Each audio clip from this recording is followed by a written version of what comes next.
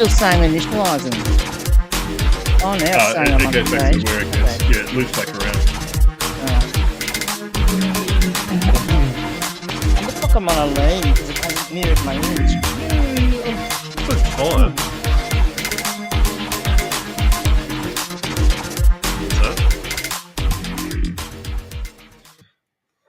Hello and welcome to another Friday Night Live featuring me, Minion J. I don't know why the disgruntled octopus is there. He's just taken over the stream, Leanne. How are you? Yeah, about time you learned to get your name right, Minion J. Oh, that's exactly right. So I don't know what's going on. So he's obviously lumped me with doing my name's the wrong live too. again tonight. What's that? I just realised my name's wrong too. Yeah. Oh, that's right. This is why we can't have nice things, right? Like I know. It's like the lunatics running the asylum. So I can't work out what's going on. Well, that's us. Yeah, definitely the lunatics. I don't even know. Right. Can I go? I don't know whether I can change it now. No, Probably can't. Anyway, won't matter. That's right. We'll pretend we can just play. We can play dress ups tonight. That's how it's Well, my grandkids call me Nanny Ann, so that's fine. I'll just be Nanny Ann tonight.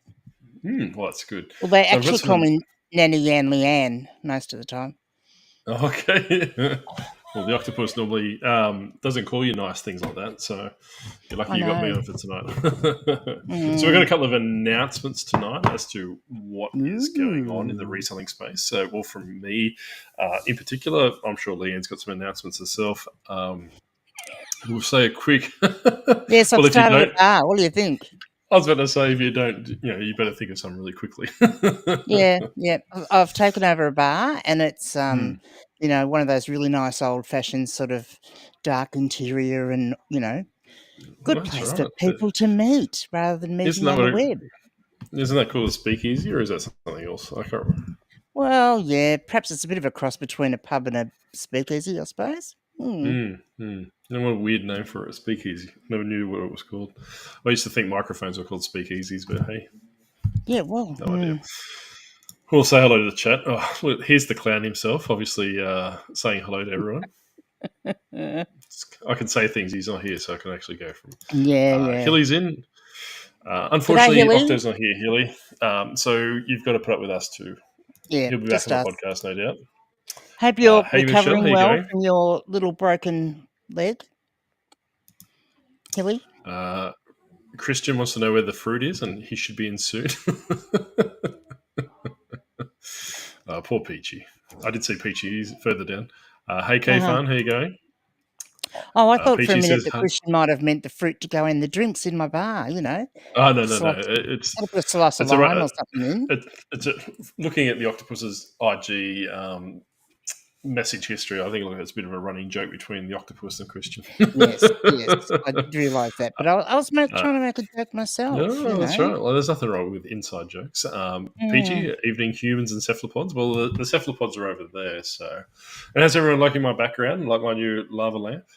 I will be talking a little bit about later. If you put a shelf up and put it up behind you where, people would actually really take notice of it, might be good.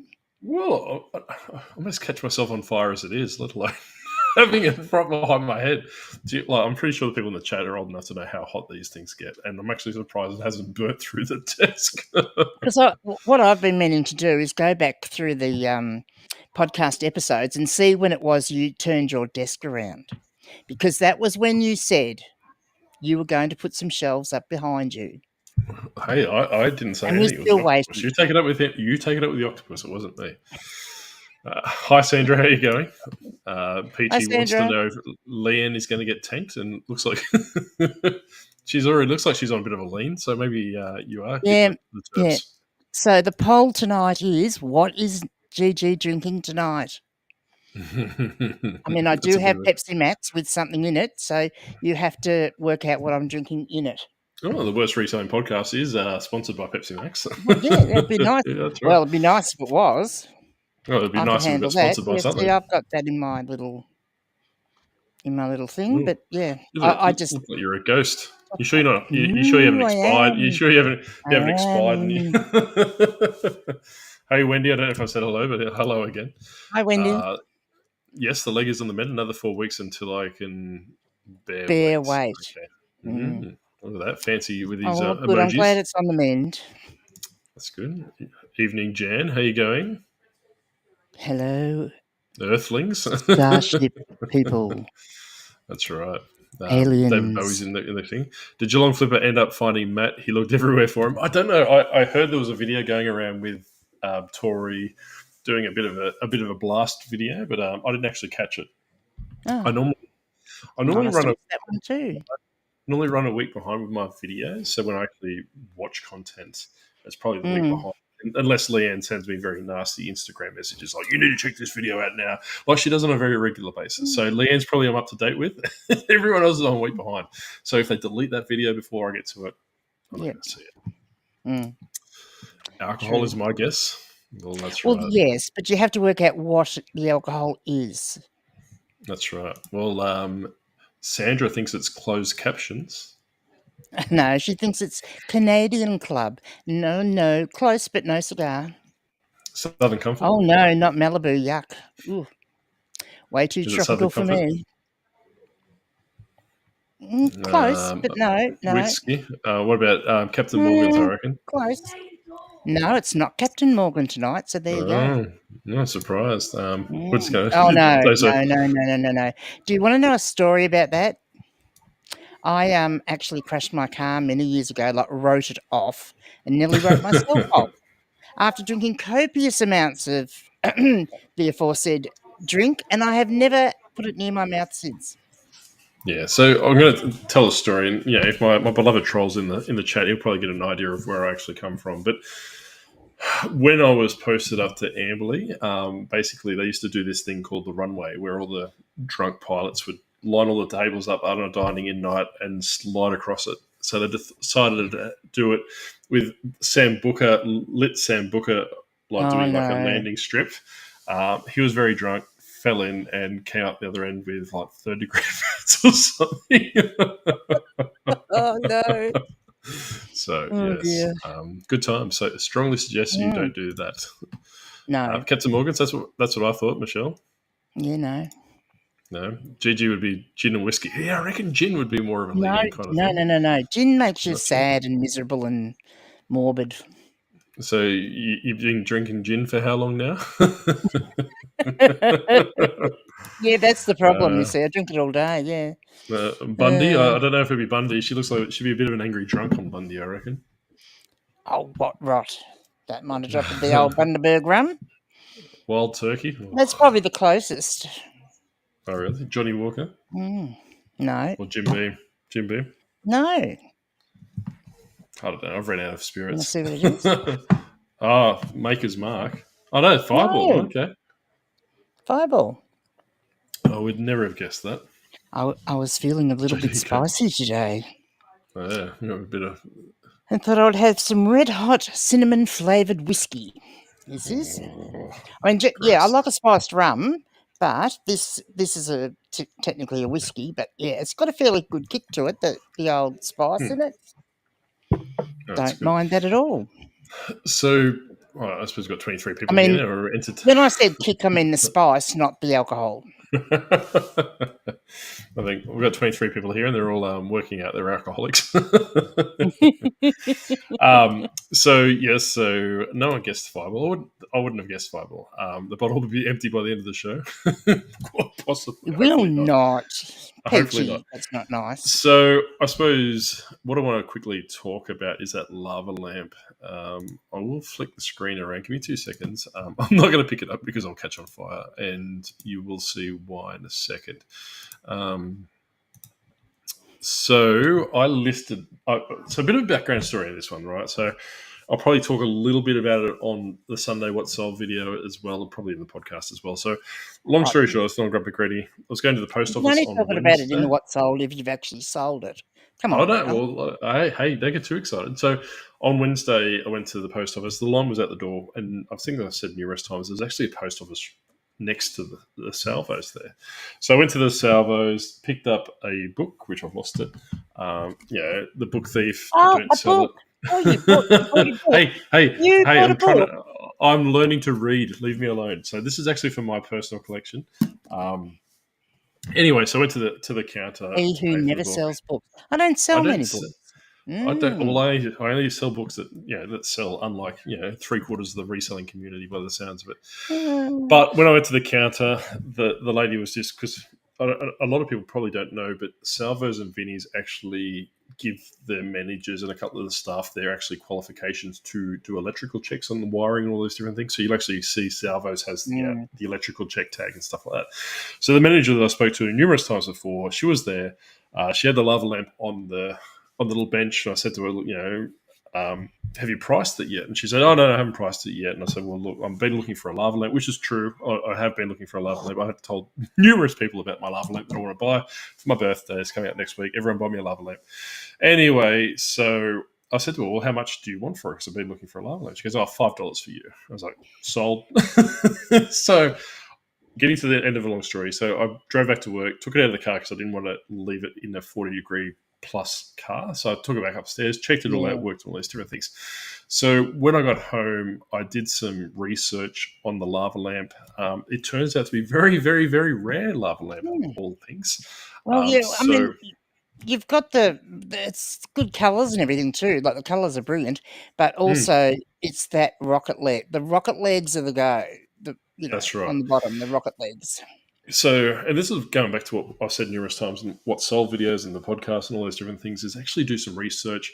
I actually, typed in the brand, and you'll see what the brand is in a second. I typed the brand into Google, and it came up with a Reddit post, which basically made me understand that it's quite a rare brand and quite sought after. So then I jumped into a lava lamp appreciation Facebook page group, which I never knew existed.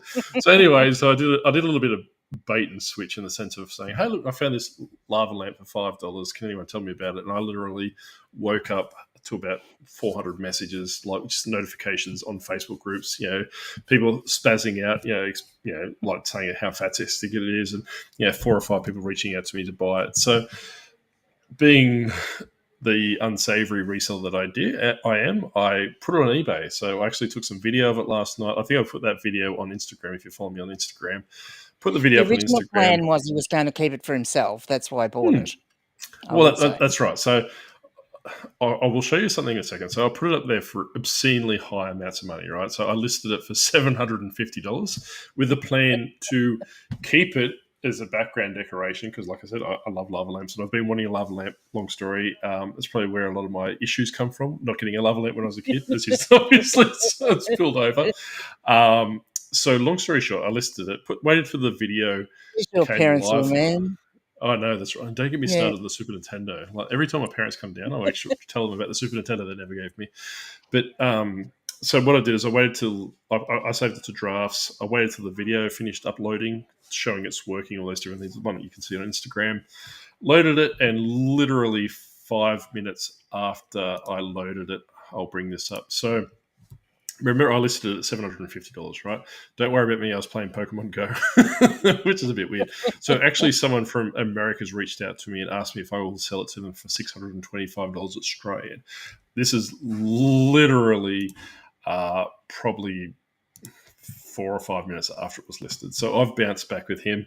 I've just said, hey, look, thank you. I'm in the process of running some errands. I'm not.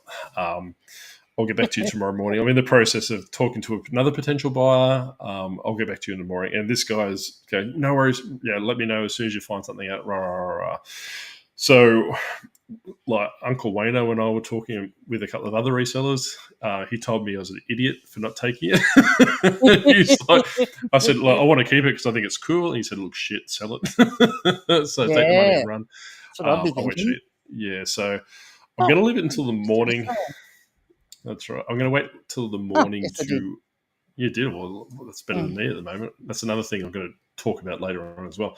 So I'm going to wait till the morning to see if it sells for full price. Alternatively, I'll sell it for $625 and just blow it out from that perspective. So it has been good while it lasted.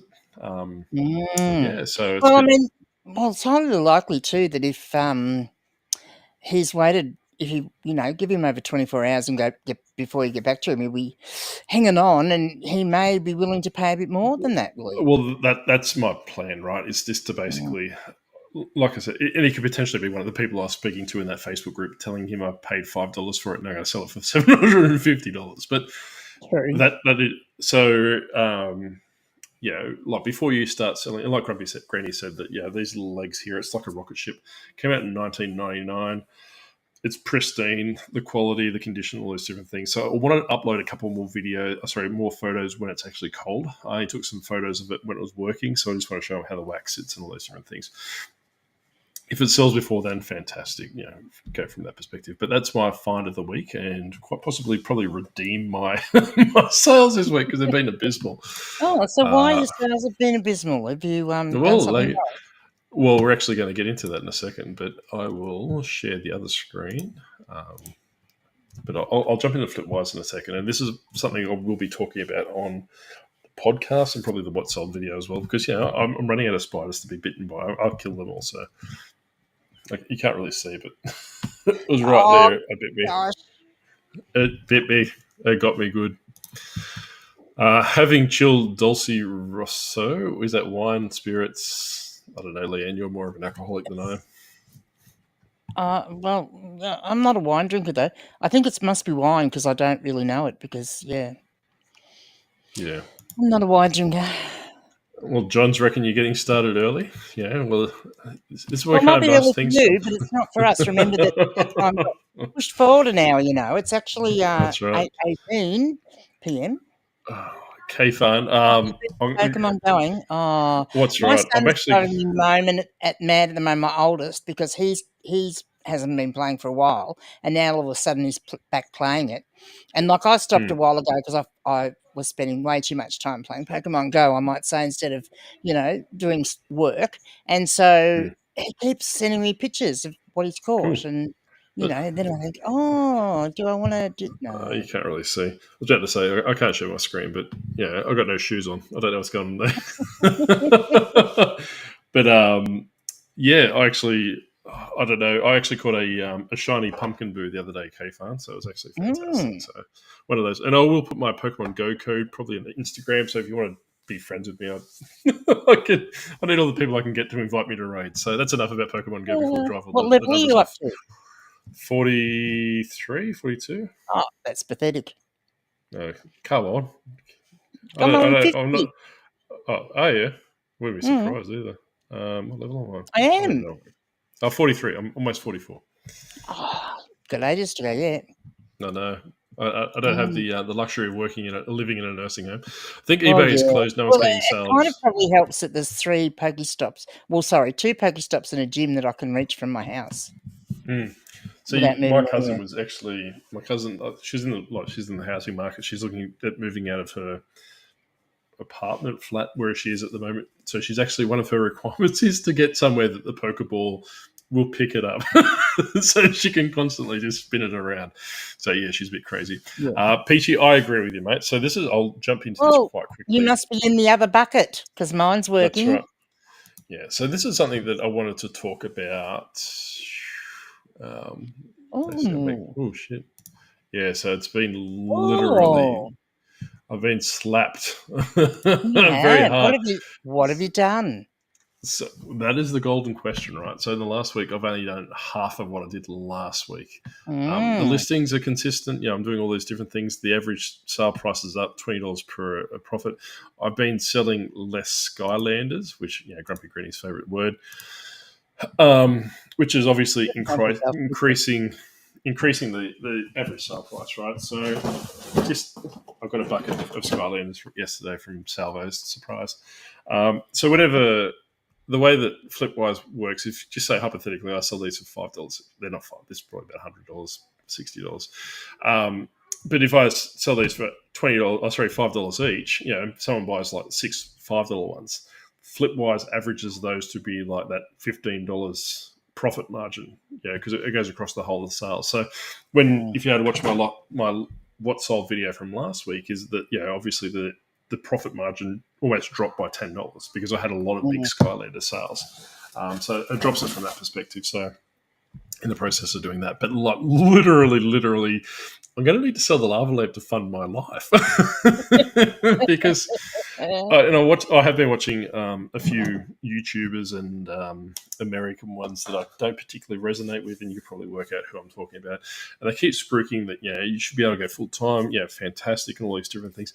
this is proof as to why you shouldn't go full time, right? Like, yeah, yes, I'm working a full time job. Yes, I'm not sourcing, all different channels from that perspective. But when you're on the whim of eBay, and like we've spoke about numerous times before, is that they might have service. And I reckon there is some credence to the service. So let us know in the comments in the live chat or whatever. Oh, they're definitely working on stuff, because my platform that my on the computer has changed a lot in the last couple of days, I have to say. Yeah, Even the variation listing section has all changed.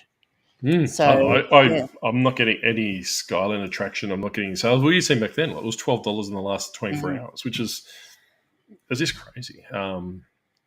But I do agree with Peachy that I think it's closed. It's just ludicrous.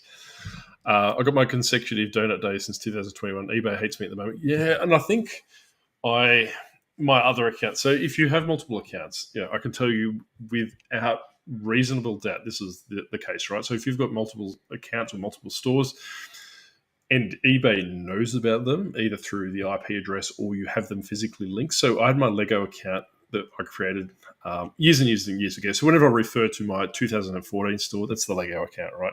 So when I talk about the Octopus account, that was the one I created in 2021. So when I created the Octopus account in 2021, they banned me straight away. Like, eBay sent me one of those MUC notices or MC notices. I can't remember what the terminology is. It blocked me straight away. So then I tried to contact eBay through the chat, and they basically said, look, you're a blocked user, go away. So what I did is I actually logged in through my Lego account and said to chat, and I said, look, this is who I am. I'm trying to find out what happened to my Octopus account as to why it was banned. This is how stupid eBay is, right? And I hope they're watching. Yeah. They banned my account because they wanted me to provide them more information. No, at no point did they reach out to me and say, hey, look, we need your driver's license number, or do we need a passport number or something just to verify who you are. Once I logged into my eBay account, and they said, at that stage, thank you, Josh, you've been selling on eBay for 8 years, whatever that garbage they talk about. And I was like, well, you've banned my account. They're like, we just want some details as to what you're selling, where you're sourcing it from, and your driver's license details. And as soon as I did that, it popped back up, right? So this is how ludicrous eBay is. Ridiculous. So, and what I did then is, because, as you know, if you are starting a new store, and it's a lot of new resellers out there, and Grumpy Granny probably would have went through this as well, is that when you open a new store, you're probably limited to like 50 listings or 10 listings with a $200 sales limit. If you have an established account like my Lego account, I went to the Lego one and said, hey, look, the Disgruntled Octopus is my other account. Can you please link the accounts? So what they did then is they actually linked it, and my Octopus account went from 50 listings and $1,000 to 250,000 listings and $200 million, whatever it is, right? So whenever I have an INAD on one account or an item not received on one account, the other account gets smashed. Yeah. So the other account yesterday, so I saw the Lego poly bag. I don't have one on me, but you can work out what it is. It's one of those little poly bags. Yeah. Sold it to a lady. She messaged me 2 days after she bought it. She said, hey, look, I bought this poly bag. I've realized I've sent it to the wrong address. Can you help me? And I'm like, too late, she cried. Well, the thing is, though, that I said, and I've said this numerous times before, on that Lego store, I normally sell very low costs of items. So I sent it untracked.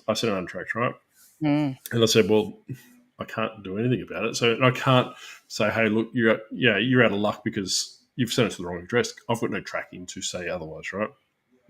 So I actually sent her another poly bag tracked to the address that she wanted.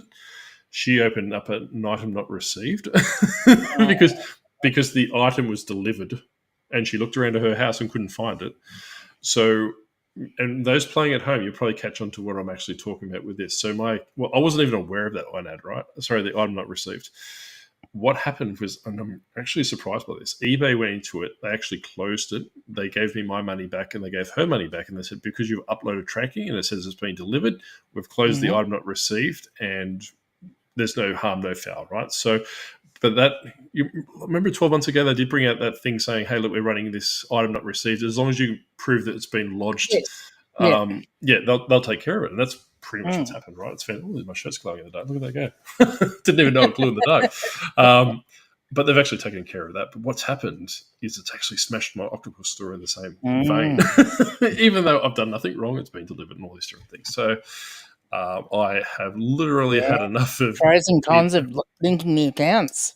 That's right. So, and I have noticed that with other people without linked accounts. So I think it goes off your IP address as well. So just be very careful, or let me know in the comment section below if you do have accounts that more than one account and it does affect it, and let me know. Well, I mean, I do have to say this week has been my best week for a month. Yeah, because my sales, probably for 6 weeks. I'm going to say because that bootleg VHS that it was my own fault. I put the wrong things in the title, and the algorithm picked it up and decided. So they chucked me in the sin bin. And every time I contacted them, no, it's not affecting you. No, it's not affecting your sales. No, no, no, no. And I mean, yes, it was a bad period for eBay sales anyway during that period, but funnily enough, the minute that was lifted, sales. I've been listing insane amounts of item value. Well, I suppose for lack of a better term. So as always, if I've been the other podcasts and other YouTubers talk about if you don't list, you don't all these different things. I condense listing, so I'm not list. The way that Flipwise works is that if I go up over 999 listings, I pay the extra. So I'm trying to keep my store under that 999. I'm currently up to 993. So when something sells, I delete it straight away and top it up kind of thing. But I've been putting in maybe 20 listings over the last week that are about $2.50 each, not like $2.50 or $3 and whatever it is. They're actually quite high value items. So I wonder, because I have considered that quite often, because as you know, I'm a believer in the whole theory that the algorithm gets used to you listing a certain amount each day, and that it's not until you hit those targets that it will actually send more traffic your way. And that's my experience anyway. But I do wonder if you then stopped listing as many items but went to listing more valuable items, what would happen? Like, is the algorithm still expecting you to list like 10 a day as opposed to you listing 3 a day? Like, it's just an interesting thing to think about, isn't it? So my theory is goes into like 3 conspiracy theories out there. I'll be curious to hear them all. I will prefix with this is that no YouTuber on YouTube or eBay or Facebook groups or anything along that knows what's going on. Like I can guarantee the people that behind eBay probably don't know what's going on. So when people say, without a doubt, this is what's going on, it's only speculation, right? So take it with a grain of salt, unless we're talking about servers, because it's 150% true that they've put people into different buckets. But my theory last week, and I think I talked about the variation listings, is that when you start a new variation listing, it takes about a fortnight or 2 weeks to gain traction and move on, right?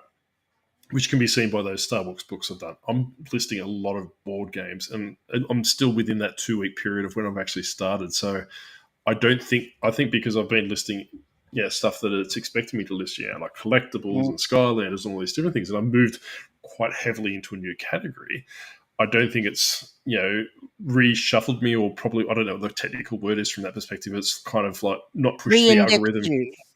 That's right. That's the word I was after. Where's Corey when I need him? So basically, it's not pushing you through that perspective. So even though I'm selling, listing very similar items to what I normally do on a daily basis at a higher price point, which are in demand because these have a very high sell-through rate. The ones I'm sourcing, they are crazy. It's just that eBay hasn't caught up, and I think that's probably something to do with it as well. But we will get a little bit onto that. So you've just downloaded Pokemon Go. Have tomorrow's a community day. So make sure all your days. That's right. So we might as well just turn into the Pokemon Go fan club as well. Helly, you'll have to get yourself a rocker because you can't walk at the moment, and you've got to walk to get your things up. So you can buy these little rockers, and you sit your phone in them, and they go like this and swing back and forth. They've got a magnet in the bottom of them, and they swing back and forward and get your steps up. All right, so here's another story. So I was actually at university. It's a Pokemon Go story, right? So I was at university, ADFA, which is our military university. when Pokemon Go first came out, and I was sitting, and I just thought all these young kids at the time were just idiots playing Pokemon Go, right? Like, and we were doing an English lecture, and we had a very eccentric, like if you think Back to the Future, Doc Emmett was our English lecturer, right? And he's like, all right, and he was just a really pleasant man, really nice guy. And he's like, oh yeah, all right, everyone, are we ready to start English, the lesson or whatever it is? He's like, oh no, sir, we're waiting for, I'm just about to catch a Pikachu or something like this. And he's like, oh, what are you playing? It's Pokemon Go, and it's behind you. And this guy's like looking behind you, looking for this imaginary. And going back to what Leanne was saying with the rocker as well, what the cadets used to do is actually used to tie their phone to their ceiling fan, so it would spin around through the day. Then they would get their steps up from that perspective. So, but slightly off topic, Hilly, is that tomorrow is the community day for your mask, which is a ghost Pokemon, which I absolutely love because of October and my birthday. And I don't want to hear it because I don't want to be encouraged to start playing again.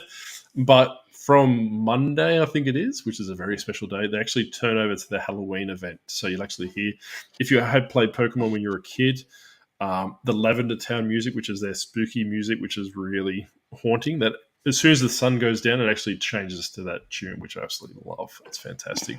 All right, that's enough of Pokemon Go until we get to the next comment. You need to send me a friend invite. Only on level 29. Well, there you go. Maybe we might get... Maybe we might get some more.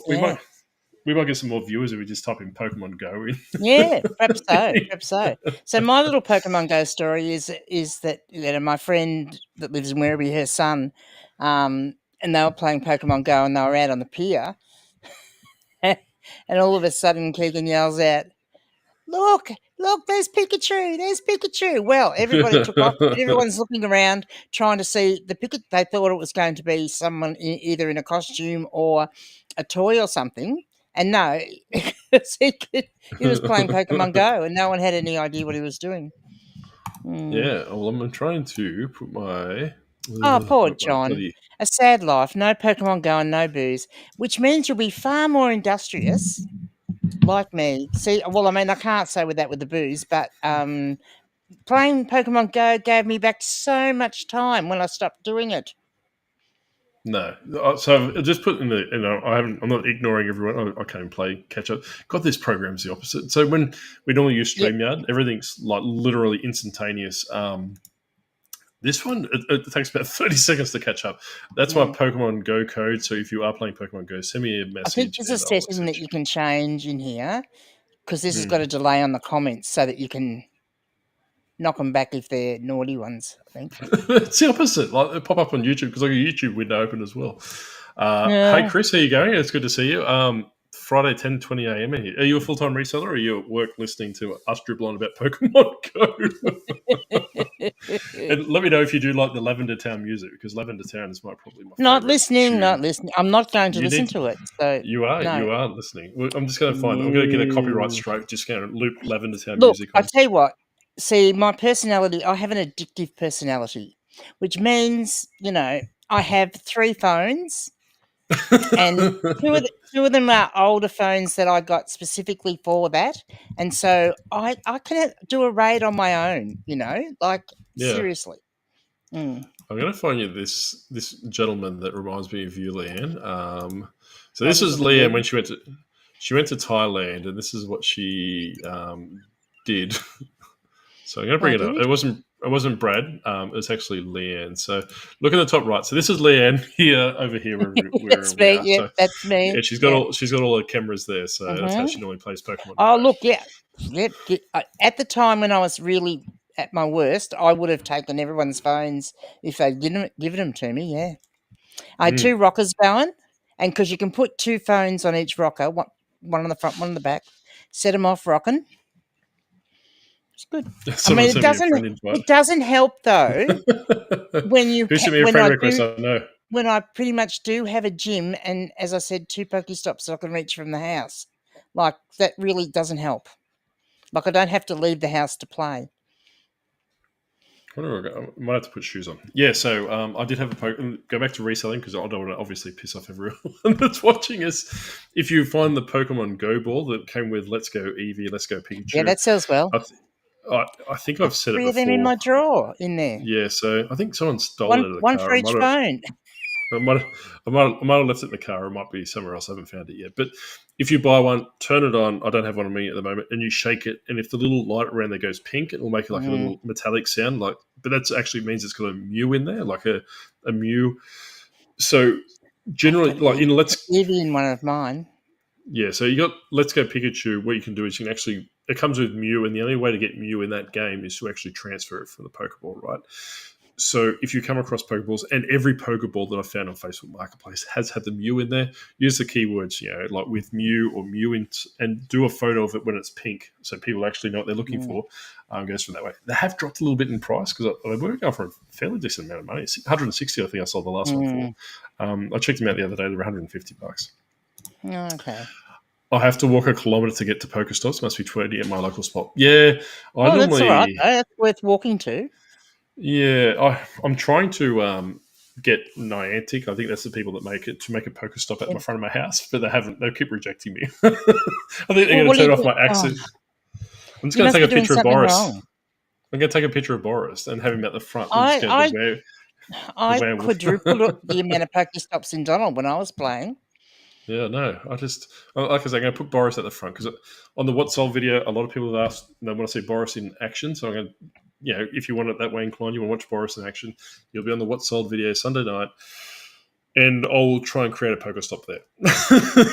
See if I can actually just Boris is probably too close to something else. And see, it's all intertwined now. What's their other game? They have another game, Niantic. Yeah. It's all intertwined with that other game, which is another like virtual reality sort of a game to do with areas, history. And it's got to do with that. It starts with I, doesn't it? Doesn't it start with I? Interfere or interface or something like that. Yeah, something like that.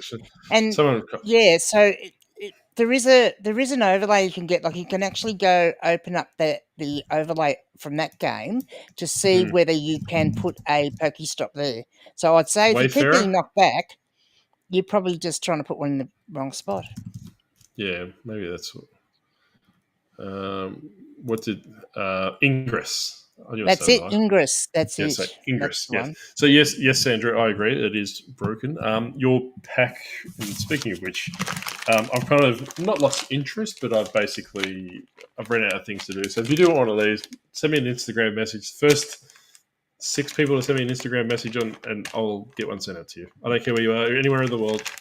Just I'll do it. Just send me an Instagram message. That's because he hasn't made enough sales. He's feeling like he's lacking in postage. He's got to. Oh yeah. Well, I've already dropped back to band 4. I feel like one of the peasants now. So. Chris is saying hello to Sandra. I guess I'm relieved everyone else's sales are dead too. I thought it was just me. Yeah, well, that's good. So it's actually going to not tank my What Sold video because I thought it's going to laugh at me being an idiot, being the only person in Australia that doesn't have any eBay sales. But things are bad when the post office manager, like I'm talking about of Canberra, comes up to me and goes, "This is pathetic.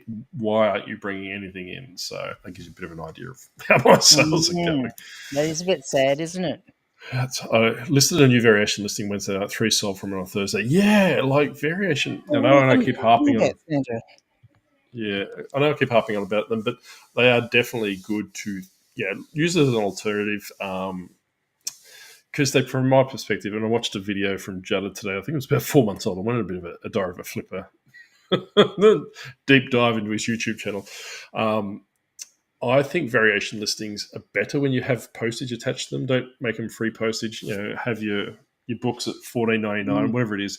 Have me personally, I do $9.99 postage on top of that, even though it costs up to $10.80. Just go for that way. It makes it a lot better because people can. It's more cost effective for them to bundle more and more and more than just to buy one book for $25. They'll buy. Well, I mean, even if you're doing, because I've got some of mine now, I'm doing the postage at 11 because rural area I have to do it. But even with that though, I do it as a flat rate. So no matter how many books you buy, the most you're going to pay is that $11, and people are happy with that. So yeah. Well, like I said, I think, and I want to segue a little bit later in the live, is that you really need to use everything at your disposal. Like, kind of stay away from promoted listings. Don't go too insane with those. Definitely don't listen to the eBay suggested rate of 78% or something along to that. I do promote these quite heavily, as everyone knows. I promote these at 15%, right, just to control the market. But my books are like 3% or 4% or something along to that. So they're very, like I said, just and like just if be you very have a careful. store, if you have an eBay store, it's one of the things that's worthwhile downloading the listing quality report for, because one of the things it tells you is what the average of the top 10, what the average promoted listing rate is for the top 10% of sellers in that category, and what the bottom 10% are promoting at. So it gives you a good indication, because the eBay suggested rate might be like 14%. But then when you get into the listing quality report, the top 10% of sellers in that category are only listing it at 8%. So why would you want to go any higher than that? Like, Yeah. unless you wanted to control the market, of course, like you're doing, but, just saying. So Hilly and Shane's got a sticker pack. So what's that? So Sandra's got one. Caleb's got one. So there's 4 left. So if anyone wants one, send me a link, Instagram message. Oh, K Fun's got one as well. She sent me a message as well. So it's that 3 left. So I got 3 left. Peachy's Pokemon No. Yeah, I was Pokemon No back at Adfa. My cousin got me onto it actually. Like, we used to walk around Canberra at 11 p.m. at night in the dead of winter. Trying to, this is embarrassing, and I make no apologies. I actually ran 600 meters, probably the first time I've ever ran in my adult life, to catch a Snorlax. Because back in the day, and I don't think they still do, but they used to actually have a website that actually show you where all the spawn locations were. So it would actually come up with a Oh, it's little still icon. around. Oh, is it still around? Okay, cool. Yeah. Yeah, so it was basically a little Pokemon would come up and it would have like a countdown of how long that would actually before it disappeared. And I didn't have this one, so my cousin and I were having this battle of who could get the available Pokemon, because there's a few that are region locked. You can only get them in certain regions. I actually flew to America to get a couple. I virtually flew to America in different places to get some, but they sort of they've sort of tightened up on all that sort of thing. It's a bit hard to do that sort of thing now. So I'm a bit of a stickler, actually. Like, I actually, so I actually play it by the rules. So I'm a bit boring in that regard. So, Please. a bit bad. Well, So, look, but no. at my age, the fact that I've never had a passport, the chances of me going overseas, zilch. I need to go to Egypt. There's ghost Pokemon over there, apparently. So yes, for the last time this show, that is my Pokemon Go code. Just add it as a friend, and I'll send you gifts. Invite me to raids, because I need all the shiny Pokemon. Caught a shiny ghost one today. I don't know which one it is. Looks like a big caterpillar. So we had a raid group. Was a member of a raid group, and the rest of the people were from Melbourne, and they used to love it because I would go around with my 3 phones, mind you, because I could do the 3 at a time, and I had it all worked out. I could put them with the pop things in my hand, and I would have the other hand going, doing the raiding. So I would get them into all the raids. You see, it worked really, really well. So this is what happens before you get addicted to pokies, or you don't have pokies in your town. You just walk around with 4 phones doing this. So this goes back to. Well, there was that time during COVID where I got picked up by the cops because I was out Pokemon. I suppose this goes back to what I've said numerous times with doing research and all these different things, right? So there was, when Pokemon Go Fest, I think every year they have some Pokemon event. If you join a Facebook group for that Pokemon event, I've got friends in Germany, I've got friends in bloody America, I've got all these people all over the world. So I'll wake up in the morning, I'll have like 6 or 7 raid requests from people in different time zones. So if I miss a community day or something along that, they capture me on the backside. And hang on, that sounds bad, but yeah, on the likewise, it was if I joined them to all these different things. I don't think you and I are playing the same version of Pokemon Go somehow. That's right. Yeah, maybe something's going wrong. Might re-download it later. Maybe we should put an affiliate link out for Pokemon Go. We'll get them to sponsor us as well. I'm not. No, we are. What do we need? We need Pokemon Go. What was the other thing we were talking about earlier? Pepsi Max. There we go. We need those 2. Pepsi Max, definitely. Yeah. Agreed. I'm just seeing. All right, so still got, what did I say? Three to go. Mm. So he hasn't played since 2022. You need to get back on it, Christian. See, watching your stories, Christian, is that I would assume that you would be like glued to Pokemon Go, mate. Like it just seems Mm. like, and to me, your content would feed right into Pokemon Go. So I'm actually quite surprised you don't play it. Yeah, you could add a little bit of that into your, show yourself Mm. going and catching something in between doing a bit of thrifting. Well, that's right. Well, you could, like, when you're doing your Pokemon plush at Savers, mate, just open up Pokemon Go and do the same thing. And go, oh, look what I found. And just, have it. Oh, look, have a it. reseller question on the screen. That's Yes, right. I do, Jen. Yes, I I don't. do. No. I do. Yeah. So do you two still end sell similar on a regular basis? We can't speak for Blake because Blake is quite possibly dead. We haven't heard from him for a couple of days. Yeah, no. On a regular basis, I don't think it works anymore. I think eBay caught on with I us think too. he's living off grid now. His little, what's sort of like, I don't know. It's well, so sort of like not a hippie, but in that sort of natural world that he lives in. Yeah, I was about to say, have you seen his haircut? It gets Has he longer and had more one scraggly. yet? No, that's what I'm saying. But no, Really? I think the last time I spoke about it on the podcast, probably January, I stopped doing it.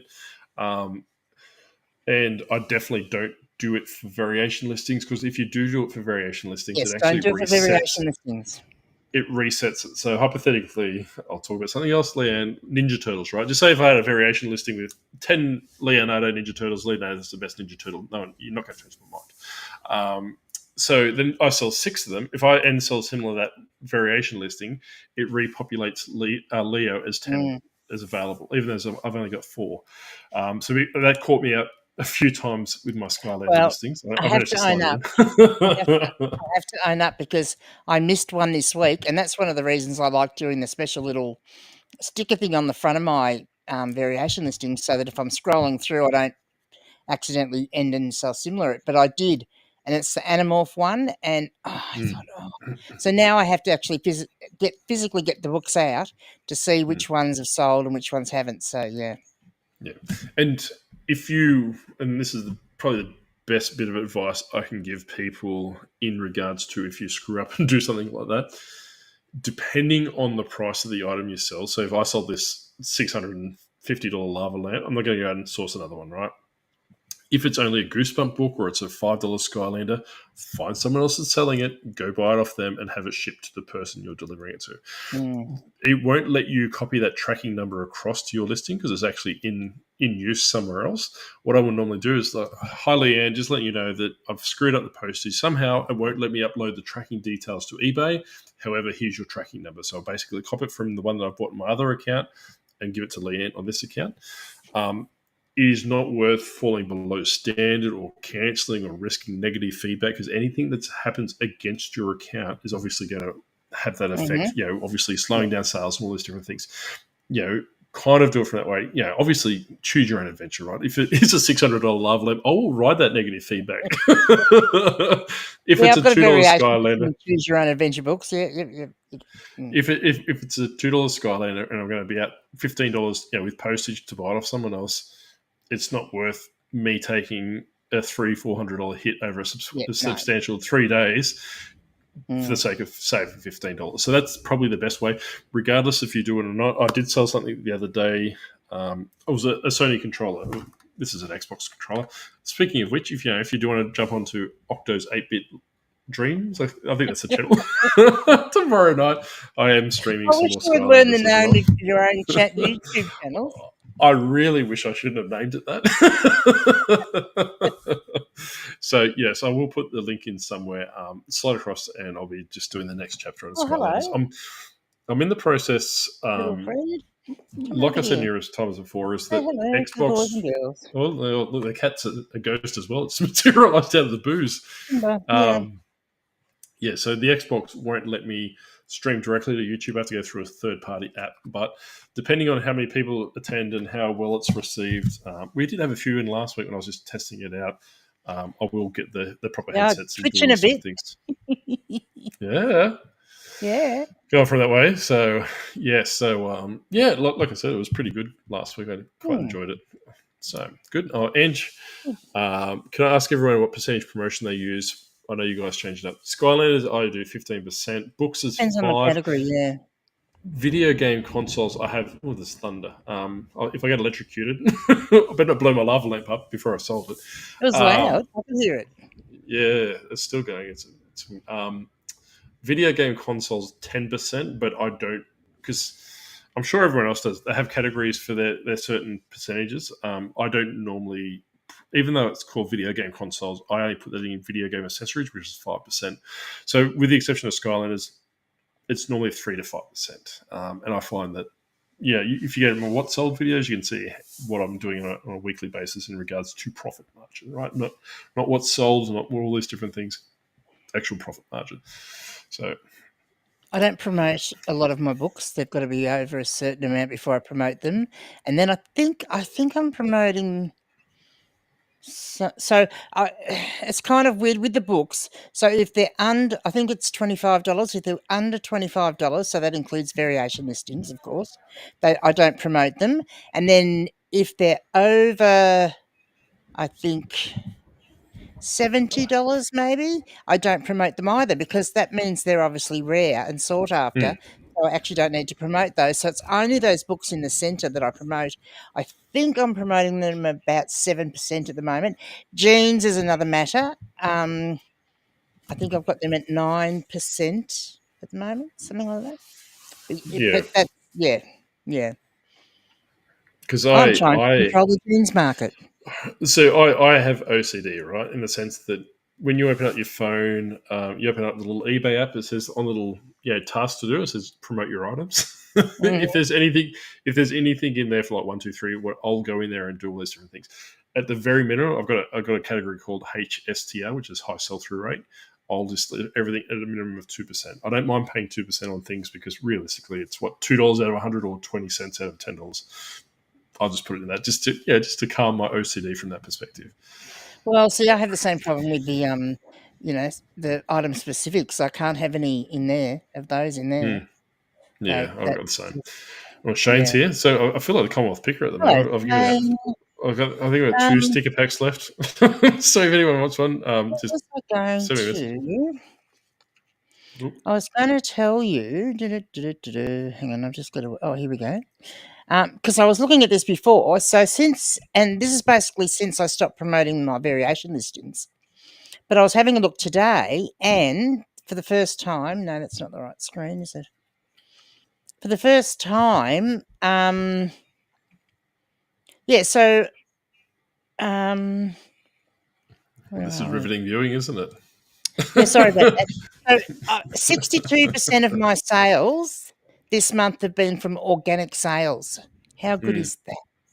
Yeah, it's the first time that my organic sales have been higher than my promoted sales.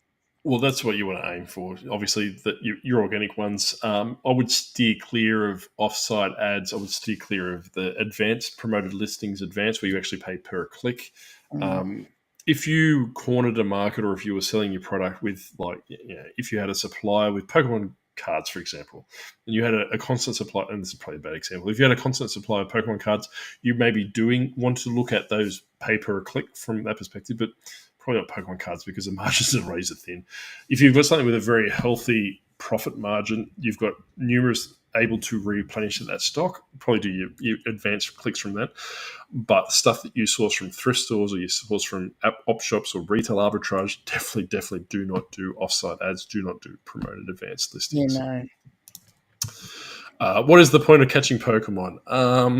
It's either that or diabetes. There is no point to it. It's just like one of those things. You start doing it and you can't stop. And the whole thing is you've got to catch them all. And I can see why that is their logo, their sort of branding, because once you start doing it. So I got conned into it by my friend that I was talking about before. His son was calling out, "There's a Pikachu," because her daughter was having a few mental health issues, right? And she was wanting to play Pokemon Go, and her brothers wouldn't play with her. And she didn't have very many friends on Pokemon Go. And they conned me into, when I went down to visit, they conned me into putting it on my phone. And because I swore, I'd watch you guys sitting around on your phone all day instead of talking to people. She does swear. I'm not going to do it. The podcast I have to cut down because she spends an hour and a half swearing, and I have to cut that out. So when she says she swears, believe it. So Yeah, I can. Yeah. So, yeah. So they put it on my phone for me and set me all up on it, and took me out Pokemon hunting, and that was it. I was goner. yeah. So my cousin and I, Like we always had the good collecting intent. something, isn't it?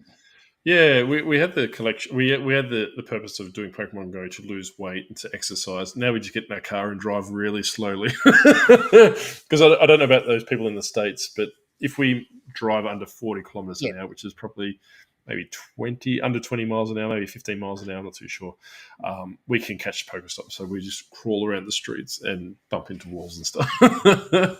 But like I said, it's either that or catching diabetes. So Pokemon, and I'm Exactly. infatuated with the shiny ones.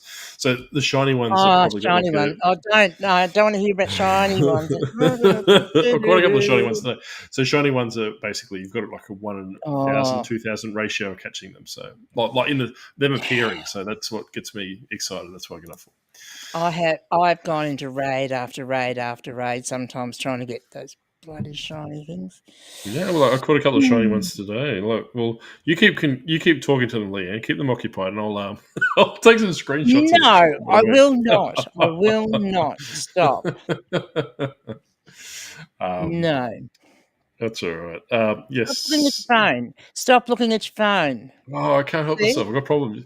I've got Look, problems. You know what stop. I'm like. I See, can't. I'm not just looking. don't do it. Don't start playing, boys and girls, I'm because not. it's a dark, deep, slippery slope into the depths of the Pokemon I, Go. I was about to say you've all got my undivided attention. I'm not doing anything unsavory. You've swapped hands. Good problems. Oh Um, dear. this is why we can't have nice things, people. Like, No, let's no, see, I've got to I try. know. But I suppose at least you've only got one phone, or have you got more than one phone? No, I've only got one phone. Like, I Uh, try to get my kids into it just to like do have something you for got? what you were Well, doing, haven't but you taken their iPad and started playing it on the iPad or something? I should have actually. I didn't even think of that. So Mm. what I will quickly do because we've got nothing It's better to do with actually our life. rating is great on an iPad. It's really good.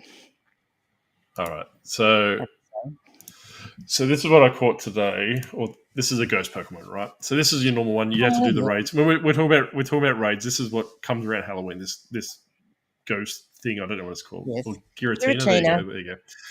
So this is what the normal version looks like. If you do a raid and you are lucky and spend lots of money, this is what you can actually Yes, catch. This is that's the, what the, you the get. shiny version of it. So that's when we talk about shinies and real version. This is what the difference is, right? So I know it doesn't look shiny, but it's the colour differentiation. Some of them yeah, actually that's it. do look shiny, but some of them Mm. it's just a bit of a colour, change. Yeah, a palette change. Yeah, so Yeah, and some of them I'm it's not. quite.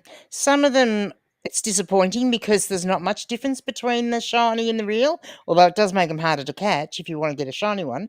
But others it's just amazing. The shiny ones are so fantastic looking. Yeah. So, not that I endorse this, and if you are a police officer in the chat, please disregard what I'm about to say. And if you're my wife, hopefully she's not listening. So, I was driving home the other day, going to the post office, and we got 39 people watching now, Leanne. Watch them drop. When I say this, I was sitting at the traffic lights, and my beloved Pumpkin Boo, which is probably can't see it, but this guy here, Now you're he frozen. popped up. Have I frozen? No, you haven't now. You've unfrozen. No, okay. So this little guy here, this is my favorite, probably one of my favorite Pokemon, right? So he popped up on the screen, like that's what normally happens. Mm. So this is what he. Oh, hang on, I better bring that to the screen. So yeah, I think we should really get sponsored by these guys. It's Halloween. We'll promise next month we won't talk about Pokemon Go. So this is what popped up on the screen, right? This guy, however, I just normally collect these because I'm obsessed with Ghost Pokemon. They're fantastic. But this is the guy that popped up, and Nice. this is the shiny version, right? So this is my buddy Shiny now, which is version, your yes. Pokemon that follow around. So he is my Mm. little buddy. So, Are you going to leave him? that's Are you going hopefully. to leave him like that, or are you going to evolve him? I am. That's I'm the not going to thing. involve him. I'm not going to involve him because, like I said, little Pumpkin Boo's one of my cool guys. So I'm going to leave him as he is. I'll hopefully catch another one, but Oh uh, dear. there's a few poles on my mum's street which are somehow Pokestops. We've got Oh, you might have been doing some a, work. Is that right, Kevin? a rock that's a Pokestop. Yep. Oh, So, and look, if you can word your application hmm, for that Pokestop correctly, and the key I is know. to bring in a little bit of history sort of thing, that they love the history thing. If you can sort of Hmm. make that thing historical, I it's, was, I was get anything as a Pokestop.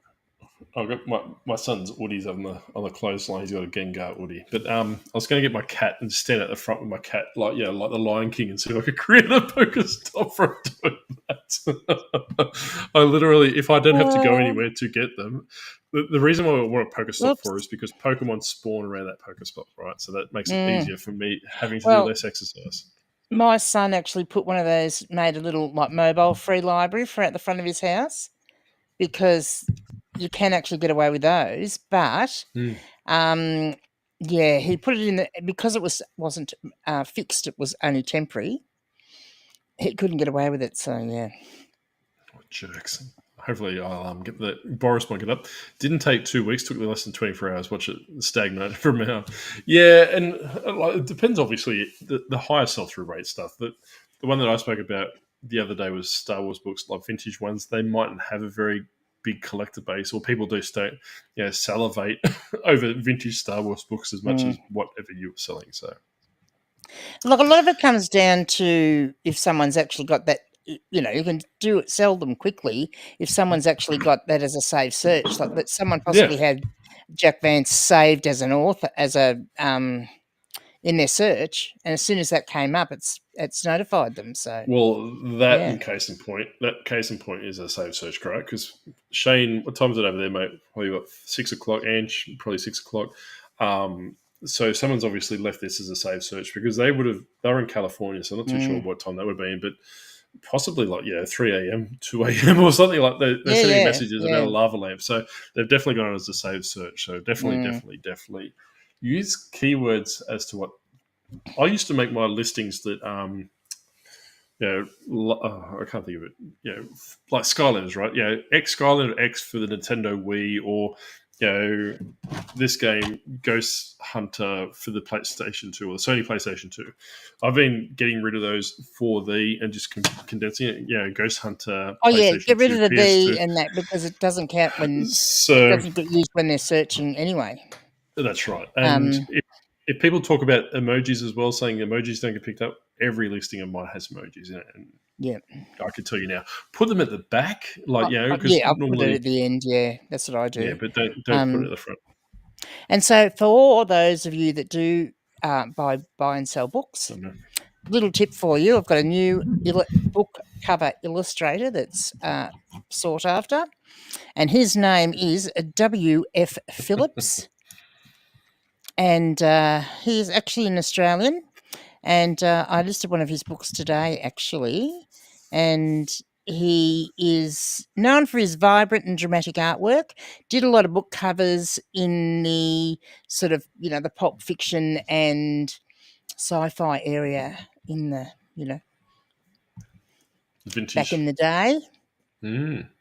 So Mm. Jan's going outside for a ciggy until you start talking about Pokemon. You might be out there for a while, I'll Jan. stop talking about Pokemon. I haven't. I have stopped talking about Pokemon. Homesteading. What's homesteading? Is Homestead. that your variation listing? Hi, Simba. That's Yeah. a Oh, smart can you see? advice. Yeah. Yeah, so that's how I normally do it, right? So it's very seldom, and it happens to everyone. Right? I don't care who you are or what you think. The amount of times that I know I subscribe to the fact that eBay probably sells some ghost listings in the sense that you've already sold it, you've sold it, you've delisted it, then all of a sudden it will sell again. So Mm. what I normally do is that you're never going to be right. Yeah, if you go to eBay customer service and say, "Hey, look, I've sold this item previously," they'll tell you to cancel it, being out of stock. You'll get your Yeah. defects. Depending on the Yeah. price, like I said, if it's a $700 lava lamp, don't do it. If it's a $2 Mm. thing, or it becomes more problematic if you can't replace that item. And I think I was talking a little bit earlier about the Sony PlayStation 3 controller that I sold. This is an Xbox one, but it was a white Sony PS3 controller, which are quite sought after. I sold the console, and because the controller was completely cactus. It needed new, whatever these things are called. I put it in the console, but I forgot to delist it. Then I sold it, and luck would have it, the person that bought it was a serial pest. If you go through their feedback left for others, it was a sea of red. Not that you've heard this from me, and if eBay's on watching behind the scenes, I didn't do this, but maybe I said I didn't do this, right? So I cancelled the listing. Yeah, so I basically made it an issue with the buyer's address, and there was no ramifications from that. So I wouldn't suggest doing it very often, but if you get stuck in the sense that you cannot find it, they may let you get it out around it once or twice. So I would not waste it on like a $2 thing that you get sourced from someone else. If it is obscure, $600 lava lamp, do it from that perspective. Yeah. So, especially if you could probably reach out to them and say, hey, look, unfortunately, this has been sold before on eBay. Can I interest you in something else, and redirect them from that? But if they are a serial pest, I always check everyone's feedback before I reach out to them. Yeah, definitely. So I will, before we go into that, talk about the feedback. We're still on it before we get back to Pokemon Go, Jan, is that I was selling a book. It's called From Hell. Yeah. How to win friends and influence people. Maybe the octopus needs to read it. Maybe the octopus needs to read this, Leanne. So I'm selling a book called... It probably wouldn't at all. But so I'm selling a book called From Hell. It's from Alan Moore. It's a collection of like DC comics about Jack the Ripper and all those different things.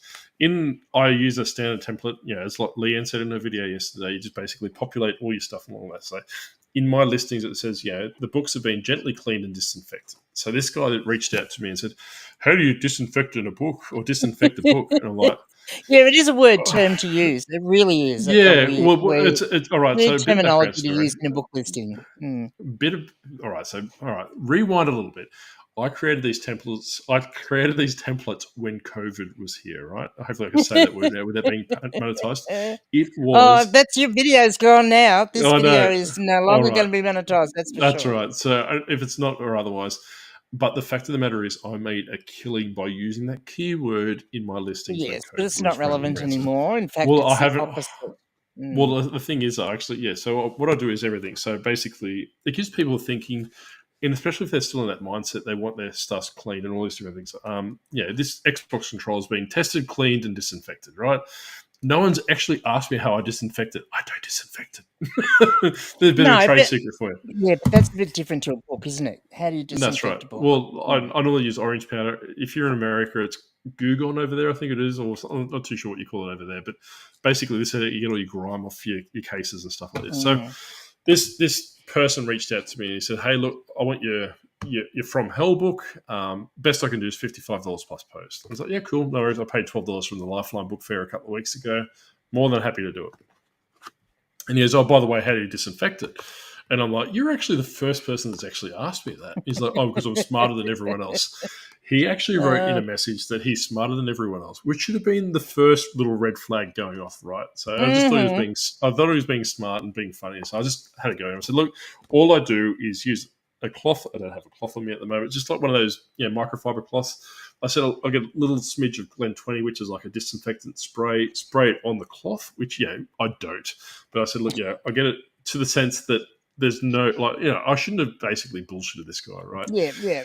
So I went to the fact and say, I get a cloth. That's my hat. All right. We'll use my hat. So I get my cloth, spray a little bit of Glen 20 on this to the point where it's just like a little spritz, right, like that. Then I'll wipe over the book. That's what I said. Oh, well, if it's Glen 20, it's going to stink, and I'm going to have to offer a lower amount. I was like, oh, okay, cool. So I said, look, you can't smell it on the book. I don't do that. I just told him that to shut him up for some reason. I have one of those things. Of actually feeling the silence, right? When they say, basically when you're negotiating, hold your poker face. I can't do that. I don't negotiate because the simple fact is I'll be probably, Leanne goes, all right, I want $10 for that. And I'll be like, I'll do 20. I'll negotiate in the wrong direction. And also I have that habit when people message me. like I filled the void unnecessarily in a message. And you've got to answer them. Every single comment you've got to answer. That's exactly right. Which is why I'm best friends with the guy that wants the lava lamp, because we bounced back with some force from him saying thank you, and I'm like, no worries. And he's like, what's no worries? It means it's not a problem. Yeah. And we're best friends now. We're going out for dinner on Friday night. So he's flying over from America. Yeah, to pick up the lava lamp. Yeah. I hope he does. It's going to be a prick to send. So anyway. This guy goes, oh yeah, now that's going to smell like Glen 20, and he started picking all these imperfections up, and I'm thinking to myself, it doesn't smell like Glen 20. I don't do that. I just said that to shut you up, kind of thing. So what it did was actually got home, and I'm like, no, I've had enough of you. And here's another piece of advice for you, Jan, is that if someone messages you more than 3 times about an item, block them straight away. In the sense of saying, hey, look, what's the size? All right, the size is in the listing, or I will actually say, hey, look, thank you for the size. The size is an XL t-shirt, and I'll just copy the stuff out of the listing. So I don't necessarily agree with people going, it's in the listing. Take the extra step, copy it, put it in there, right?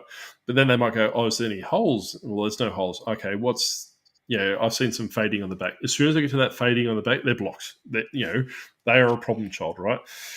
I should have blocked this guy when I had the chance. So when I got home, I checked his feedback. And he's actually marked it as private. So you can actually dig into his feedback to see what he's actually done that. That should have been a red flag flying in the wind. That is the red flag, right? So I'll tell you now, if you see someone that asks you multiple questions and you go to their feedback to check out before you commit to buy or you send them an offer, check their feedback. If it's marked as private, block them immediately. If it's Christian or Peachy, block them immediately.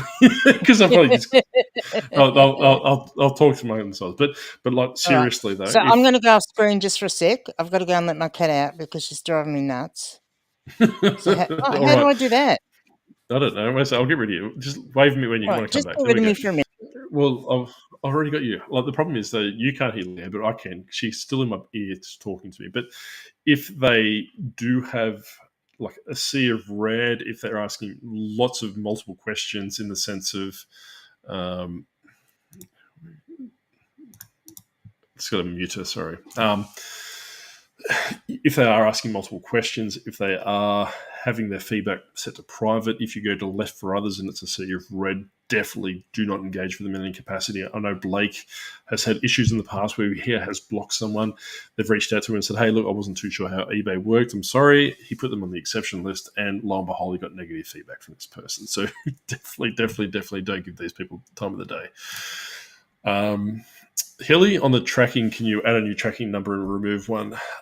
You can, as long as it hasn't been used elsewhere on eBay. So obviously, like going back to my thing where I said that if I've bought it from someone else, I can't reuse that one because it's actually attached to the item that's coming to me. However, if you cancel that label and then you create a new shipping label, yes, you can. You can just basically add tracking number, delete that out, put the new tracking details in, and off you go. Hopefully that helps. Promote everything at 3.5%. Yeah, like I said, I know I'm way behind in the chat, but 3 to 5% for mine, with the exception of being Skylanders.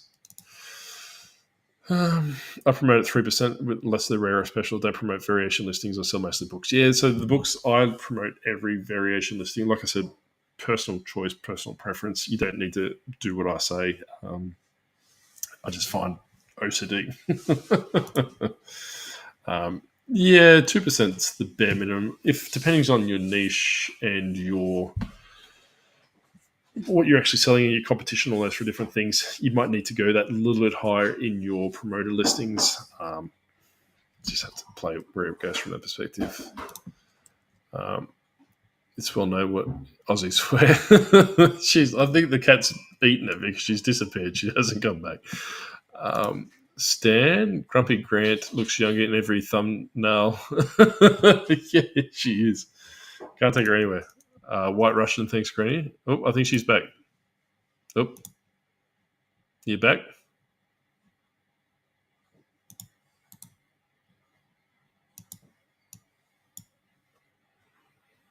I think you have to unmute yourself, Leanne.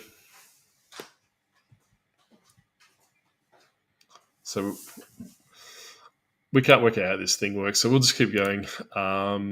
When's Lego content being released? I probably will do it in the foreseeable future. Can you hear yourself? Yeah, you good. You good? Yeah, All right, you're back.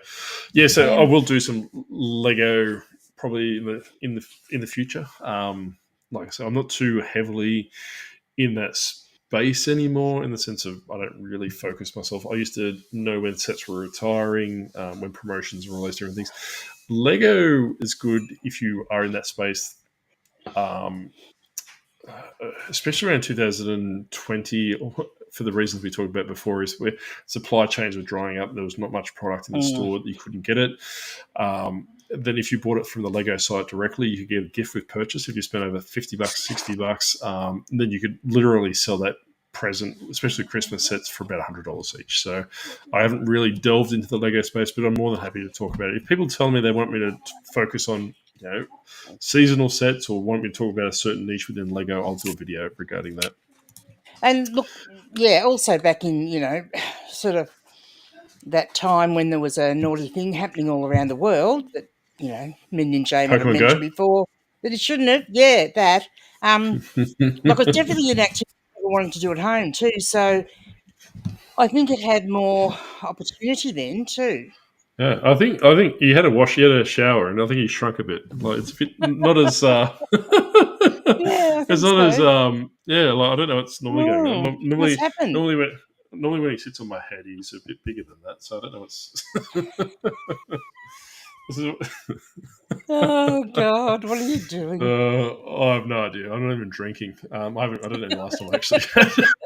Well, I'm just about to crack my second one, so All right. Please tell this episode that's going to stay on YouTube the bit where Gigi explained how she first started Pokemon and how she's addicted to this pure gold. Yeah, well, she's addicted to a lot of things, Hilly. We just can't talk about it. 6 a.m. Okay, so let's go. Well, I know you're on the East Coast. I always get the East Coast and West Coast mixed up. I know you're on the East Coast, I Shane. don't even So try. I let's, do not even try. because in Australia, the East Coast is the popular one. So basically, like hopefully Geely's not Well, I here thought the yet. West Coast was actually its own country anyway. Yeah, so in Australia, the East Coast is Sorry if you're from primarily, Western Australia. yeah, I was going to say, primarily the East Coast is where the cool kids hang What out, if I right? put this up? Because this is kind of like, no, I guess this wouldn't be a bad thing. I could do this and show this, and I'd like them to, they could actually sponsor me. That'd be good. No, you're going to be demonetized. Anyway, so the East Coast is where the cool kids hang out, but in America, it's the West Coast where the cool kids hang out. Watch all the East Coast people in America piss off now. But yeah, so basically, when we always get my head spin around from that perspective, right? Minion J should do an octopus theme, wishing well at the front of your house, and tell Niantic there'll be 100 Yeah, it's years. been there Every for easy 100 years. Pokestop. Yeah, I need a gym. I think probably because I don't have to Well, waste money on yeah, your raid issue stock. is probably you're too close to houses or schools. You're not allowed to be close to Yeah, houses or schools. where I work is because it's an establishment, and you can probably guess what I'm talking about. As to what I spoke about earlier, I think my boss has basically told Pokemon Go not to put Pokemon where I am because I can't get any You're come not near allowed me. to, well, you're not allowed to put them anywhere near one of those. Yeah. I know, jerks. I Mm, can't play at lunch. I can't play at lunchtime. I have to go out the front. yeah. You've got to be a certain amount of um, distance away from one of those places. yeah, I'm behind in the chat. So Blake is homesteading these years. Like he's probably making his own cheese and Oh, it's yeah, milk and that's the curds. word, Sandra. Exactly. It's homesteading. Yep, that was the word I was trying to Hopefully, think of. hopefully he can invent iron and cut his hair. You All watch right, me mate. making a YouTube video, YouTube series called, Gone Wild in Ballarat, or Oh, that's right. Yeah. Well, Blake yeah, meets yeah. Wild. What is that? Blake got Man Gone Wild, How or to whatever it is. no, it's not in Ballarat itself anymore, is he? Or how to go off grid at such and such a place, That's right. Yeah. Well, Blake's. I think. Mm. I don't know. Mate, God knows. Judd is somewhat normal. I don't know what's Blake gone wrong with Blake. Speaking Well, of the yeah, well, actually, compare them now. Yes, I do agree. under, There's the person that lives in the other country called Western I was Australia. I was going to say the uncool Western Australians have finally Mm. arrived. Rosie, the amount of grime that comes off pre-owned books is crazy. This is why you need to I spray with know it is, imaginary isn't it? Glen Yeah. 20. Imaginary Glen 20 you need to do. No, Just you don't need tell to people get, you do that. yeah. A wipe Um, is the best thing, and make sure you get the water ones. So don't get the ones that have got anything else in them. That's what I should have used. I should have told him I'll use one of those disinfectant wipes instead of Glen 20 because, But this guy, I should have used the red flag as when he said that I'm smarter than everyone else. And I'm thinking, oh my God, Yeah. I'm talking to the octopus. The octopus has become autonomous and created his own eBay store. But yeah, no. Yeah. Wipes antibacterial. That's all I do, right? So it's only on the cover. I don't. Mm. This guy assumed that I was going through individual pages and wiping them. Like, I don't do that. Oh, imagine what the book would be like then. Oh. That's right. I might as well just dunk it in the washing machine and off I go. Use shell light instead of One of orange my sugar. best performing videos was the one how to get rid of stinky books. Burn them. So people want to know how to do stuff like that. Yeah. Yeah. That's right, Stan. That's what I should have said, in the sense of saying I lightly, because then I wasn't going to win with this guy regardless of anything, right? So Yeah. I do use anesthetic, like those bacterial wipes. I don't have on me at the moment, but I normally just wipe them over here and wait for it. Oh, wrong side. The other one. I do clean everything with the exception of books, right? But don't. So What? you say. Yeah, no, I do. And I even, like, here's my collection of toothbrushes that I use to get grime out and stuff like this. So after I'm finished, I can brush my teeth. But I don't Oh, normally do gross. it. I normally get the orange power and push it down there as well. Because all the, Christian, if he's still in the chat, would probably know, but all the crap that comes in the side of the controllers and stuff like this. This So is if the you trouble. are looking for My a trouble. toothbrush, Yeah, reach out and I toothbrushes are can the give you best some. things for doing stuff like that. But I will So say, one of the people who are getting this, they actually get a bonus toothbrush as well. a used one. A slob it on one. Because I'll clean all the stuff like that, and you're getting in all the little grooves and stuff. But then when you go to take the photo of it, like what I can see through that lens is just like drives me nuts because it just like amplifies everything and makes it brighter and nicer and dirtier. Yeah, I wasn't listening, but yeah, okay, cool. That's how it happens. It's a nippy I haven't, face, sorry. I haven't taken my power pill tonight, so I'm losing attention very quickly. Well, it's a bit late in the day now. You wouldn't want to be taking it now. No. No. Just say use black light UVB. Yeah, that's what I do. I tell them I use UB40. I'll just do that. Say you put it in an ultrasonic cleaner. Funny is that bought a VHS for $200, then messaged me DM. So I actually had a guy on what my What Sold video this week is that come back, hasn't it? Like it's selling like hotcakes at the moment. Yeah. So on one of my What Sold, I'll give you a bit of a heads up, right? So if you have a VR headset like the VR Quest, the Meta VR Quest 2, whatever it is, they've actually got controllers, and people know what they are, right? This guy on Facebook Marketplace had a controller for had a controller for $20, right? The replacement controllers for these go for $100 easy. So I got to his house. He said, "Look, I put it at $20 because if I had it put it for free, no one would want it. So here you go, you can have it for free." And I'm like, "All right, just don't kill me." So anyway, I had to get down to his basement to go get it, so it was a bit weird. So anyway, I had escaped from his basement. Oh, right, shit! You must have been 10. I wouldn't be doing that. This is a story. This is a story I'll get into on Sunday when I do the video. But anyway, I went home, took the photos. It was quite dirty, so I just put it as parts only. It did work. Put it on Facebook. On eBay for $100. Pretty much sold within 2 or 3 days of listing it. Sold at 8 o'clock that night. The next day at 2 o'clock, the guy messaged me, "Where's my item?" And I'm like, "Hey, idiot. I haven't packaged it yet." So normally I run to the post office and drop it off because my post office, and I think I've said this numerous times, it's a business hub. If you actually have access in Australia to a business hub, use them because you'll share 2 or 3 days off your postage time, right? Because this guy was annoying and pissed me off, for lack of a better term, I locked it into a parcel locker, so he's going to have to wait 2 or 3 more days. But yeah, so special that way. Hey, Jennifer, how you going? It's good to see you. The other night messaged me on 100 VS a bunch of questions, sent extra pics, posted. I had private feedback on their account to buy supplies on. Yeah, like I said, that I always suggest. I think Jada might have said this and so I've jumped on the bandwagon as well, is that if you are buying things and selling things, and I've said this to Leanne before and had a go at her, and she knows exactly what I'm talking about in this respect. If you are buying things on eBay and you are selling things on eBay, keep your accounts separate. Don't go, the disgruntled octopus, then your buying account being not the disgruntled octopus. Like, link it. I learned my lesson, though, didn't I?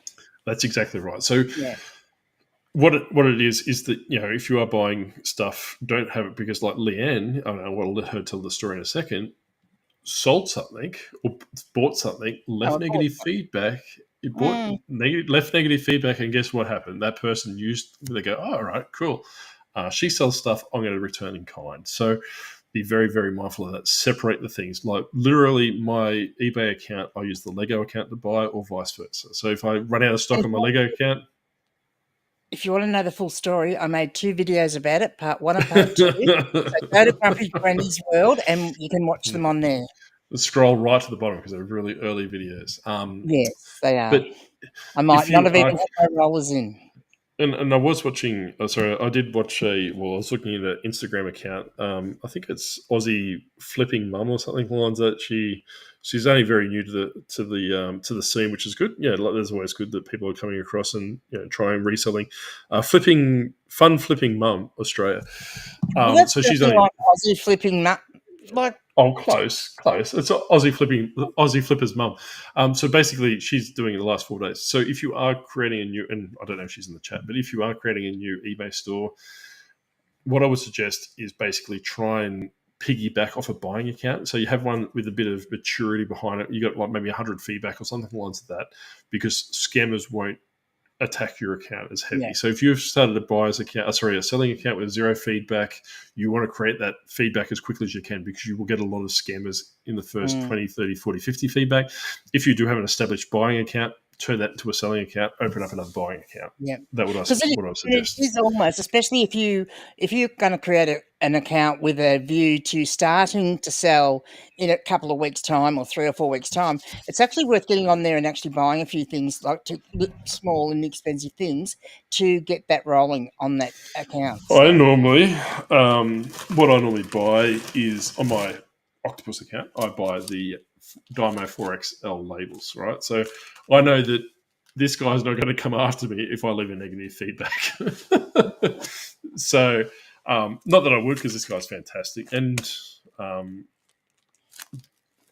potentially don't go out and run out and go buy a Dymo or a Rolex, whatever it is, Rolo straight off. And I made a video about that too, so go and watch that. And it's about how to get around it if you don't have a thermal printer, because you don't need one at the start. Like, people think that that's the first thing they should buy, but it's not.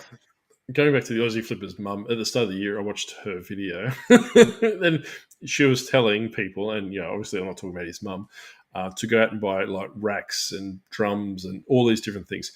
And I'm going to touch a little bit of this on the Sunday video. I'm going to try and turn it into a Commonwealth Picker video, right? So, look at me dribble about shit for 15 minutes. You're going to get that bloody gimbal out, aren't you? That's right. But I'm going to talk about stuff, right? So what I would suggest, if you are new to reselling, and I know a lot of people in here that are probably more mature than I'm in reselling, is that you should start with a little reusable bag, keep everything in there for reselling, and build your stock from that perspective. Don't go out and do an arm sweep at thrift stops or op shops and all these different things. Oh, she's haunting somewhere else. She's disappeared. Yeah, no. So Jen promotes at 12% for books, Leanne. Why is that, Jen? Just out of curiosity. I know Mel does 5%. I think I watched one of her old videos. Collect AFL cards. I know Peachy does. Wants to join his break group. Reach out to Peachy. I think Judder does. Maybe Judder as well. Shopify. That's something. You got your Shopify account. You got your Shopify account set up yet? Hit the like button. 38 views. I don't even know. I've only got one view on my. I've only got one like on my other thing. The antibacterial wipes, they do a good job. Yeah, that's what I use. The bottle empty yet? Peachy wants to know if the bottle's empty. What's that? Oh, is that your gimbal? That is a gimbal. What you've got is a matchstick. That's a gimbal. Matchstick. I sold that. Well, I mean, you sold it already. Yeah. Have you bought a new one? No, I just use my hand. Got very long arms. When I was doing the one in the video in the garage, I just held my phone like this. like held like that. Yeah, see, I can't hold my I arm did it out up. far enough. Well, I did it upwards, like down, so I didn't get like the 18 chins underneath. So Yeah. So you just mount it in the top, and then it keeps everything super straight. But yeah, this one's good because it's got a little thing you can screw an extra extension on as well. no, okay, yeah. Well, that's always good to have an extension. What is your promoted recommendations? GG books or Skyline? It's 15% for Skyline, which is Oh, which Skylanders is now that I had to turn it off. that is stupidly high, right, Jen? I wouldn't recommend Skylanders at 15%. I'm only doing that because I'm trying to corner the market. I'm delving into a new niche now. It's gotten to the point, like legitimately in seriousness, it's gotten to the point now I can't source enough Skylanders to warrant pursuing that niche any further, right? So I have, in essence, burnt myself in the sense of over spruiking it. People jumped on the bandwagon, artificially increasing the price of Skylanders. So I'm doing that 15% to the point where, if I could get a quality listing report, which I can't because I don't have the option on my eBay, is that I'd be surprised if I'm not the first. Why don't you have the option? Don't you have a store Wake on up. that one? I do. But I would dare say that I'll be in the top 5 Skylander sellers in Australia, right? Like I said, can't prove it, can you? I can't. That's exactly right. So Hilly wants to know. Always send you. Yeah. So, well, Jen, obviously, I could ask a question then too. Hog. Oh yeah, sorry. Yeah. So I did mention it before, Jen. So I've actually stopped all my books under. I think it's 20. It's either 20 or 25, but I think it's 25. So books under 25 aren't promoted at all because most of those are in my variation listings. And then anything above, and I think it's $70 I've got it set at now, I'm not promoting anymore either because they're all the rare stuff. And there's, someone's going to have it in their safe search, like one I sold today, and it's just going to go like that. And why pay promoted listings on it? Yeah. So it's only that in-between space, and I think, I was trying to remember, I think it's either 7 or 8%, I think. So, maybe. Yeah. So, go back to my Skylanders, right? So, 15% is what I promote them at. Do we have to? Yes. So, the other channel, what I was talking about last week, where I'm streaming me playing Skylanders on Xbox, the reason behind Wouldn't that be fun to watch? Yeah, no. Oh, it is. It's riveting. Christian was sitting on the edge of his seat the whole time. The reason why I do that for is because I'm currently promoting at 15%. I test the Skylanders to make sure they work. I might as well show it. If I can build an audience that, watches those streams, eventually when the point where I actually have a video feed and can talk to them, all those different things, I can start selling. I could probably drop the promoted listings from 15% to like 5%. These ones I don't have variation listings for. These are the Imaginators, like the Black Diamond base. Keep an eye out for these ones. These tend to be the higher ones. So when I create a variation listing for these, I think they're the only ones that I actually know about because I did listen to you when you told me that once before. So I would promote these at probably 2 or 3% when I create the variation list ones because these are hard to find and they're really in demand, right?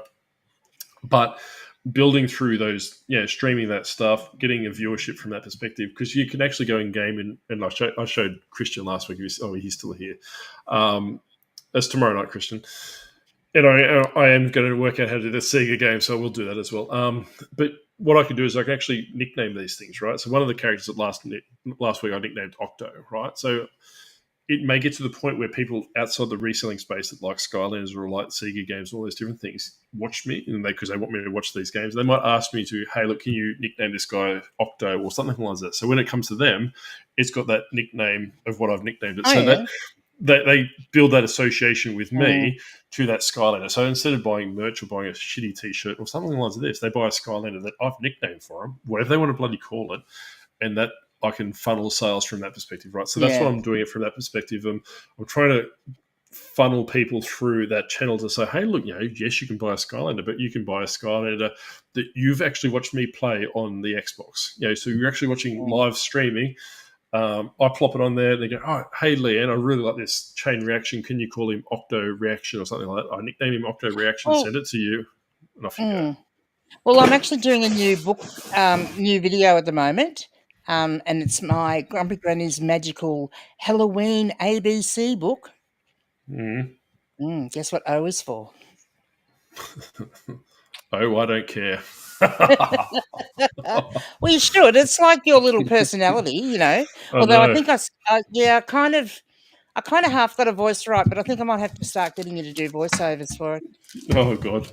Make sure I'm in the mood. Always send your partner or friend the address if you're going to pick up a marketplace, just in case you go to the basement to collect it on. I Oh, do have a indeed, story. yeah. We're doing arts and crafts. So I do have a story. One night down South Canberra, my sister was down visiting, with her family. So one night, I can't remember what it was. Just say it was a video game, like something really good that I just dropped everything to go You pick do up. realise it And is it tonight that's a full moon? that was last night. Oh, last night was it? Okay. Probably why Just I'm bouncing off the walls. Getting a bit hairy, actually. Like normally grow a bit of hair on a full moon. So, like, my sister and I went out to South Canberra to this very dodgy suburb. I'll leave it at that, right? We drove down this driveway. It was pitch black. We got to the house and I messaged the person and said, "Hey, Leanne, I'm just out the front, or just arrived. Yeah, I don't expect them to come out to me, but just at least turn your house light on so I could actually go to the door and all these different things." So they didn't turn the house light on. I go, "Cool, no worries. Just come up to the door. We're here." And I'm like, "You can turn the house light on?" This place was pitch black. So going as to what Healy's Probably didn't suggestion have a was, light bulb that worked. that's right. So going back to Healy's suggestion, I told my sister to get out of the car, and she's like, "Well, no, because I could get X. You can imagine what X is, right? Like Yes, if you're yes, thinking from that yeah. perspective." And I'm like, "Well, I'm too pretty to get X." So we fought in the car. I said, "Look, yeah, what I'll do is I'll do a 3-point turn, and then piss off down the driveway if anything happens." But I literally haven't seen her move so quick in my life. Like literally, as soon as the door closed, it opened back up, and she goes, "Here's your crap," and we drove off. But like, I don't know if anyone else here goes, and I don't suggest going to people's houses for pickups, especially if you go into dodgy areas after dark. Being me and like being stupid and probably 6 foot tall probably works in my favor, but do go to populated areas, do go to safe areas, don't be stupid and obviously put yourself in danger. But the amount of houses I go to after dark that don't have their lights on, and you're driving around trying to work out what the house number it is. Okay. Well, it should have taught you something by now. You need one of those headlamps that you can put on. I mean, if this is becoming a problem for you because you keep buying stuff on Facebook Marketplace at ungodly hours, then get yourself a lamp for your head. Well, what was it a couple of weeks ago that I had to message you saying I'm going to be running late for the live because I was out. I think I got like 2 or 3 minutes before. But I think one of my best performing... That wasn't the first time that's happened either, let me tell you. One of my best performing shorts was actually when I drove to pick something off of Facebook Marketplace. I found a chair broken at the front of someone's house. So I just filmed it as I was driving past. I remember that one. Yeah, it was all right. So, but yes, it didn't do as well as when you dropped your keys down. No, that's right. Yeah, everyone was drain. crazy. So Jennifer says thank you just to me. So you're welcome. Sure she did. Yeah, sure she did. Yeah. So tomorrow night, Christian, I will do up a thumbnail. I'll do up the live. I will set it up. It will be at 8 p.m. tomorrow night. Just for that, I'm still in the process.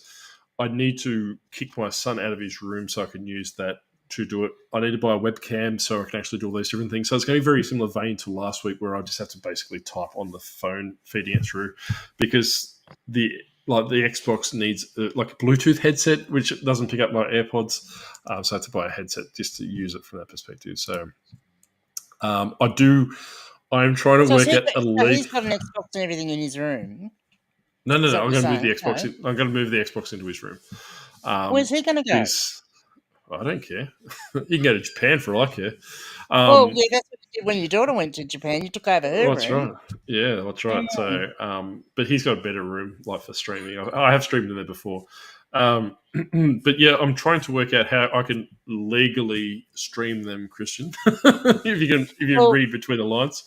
My tip is though, if you are going to do that, but you're also going to let him sleep in there, you need to find some way of disabling the Xbox overnight, because otherwise that kid will not get any sleep. No, he normally just he doesn't play it. I've offered it numerous times to put it in his room, and he won't take it. But the thing, if I was going to do that, Christian, I have to emulate them. But like, because the CRTV has that flicker go through and all those different things. So yeah, I'll have some, because that was the purpose of that channel initially, was to basically just stream like Sega Master System games arcade. I've got an arcade machine in my garage. Well, to do couldn't you set it up things. through your Twitch, and like you should do that through OBS, and then you could have an overlay that makes it look like that, like a CRT-TV. Yeah, well, I could do that from an emulation point of view, but maybe I suppose I can emulate certain games that I own the hard copy of, because that's what an emulation is, right? So basically, you can legally back that hard copy up as a file, which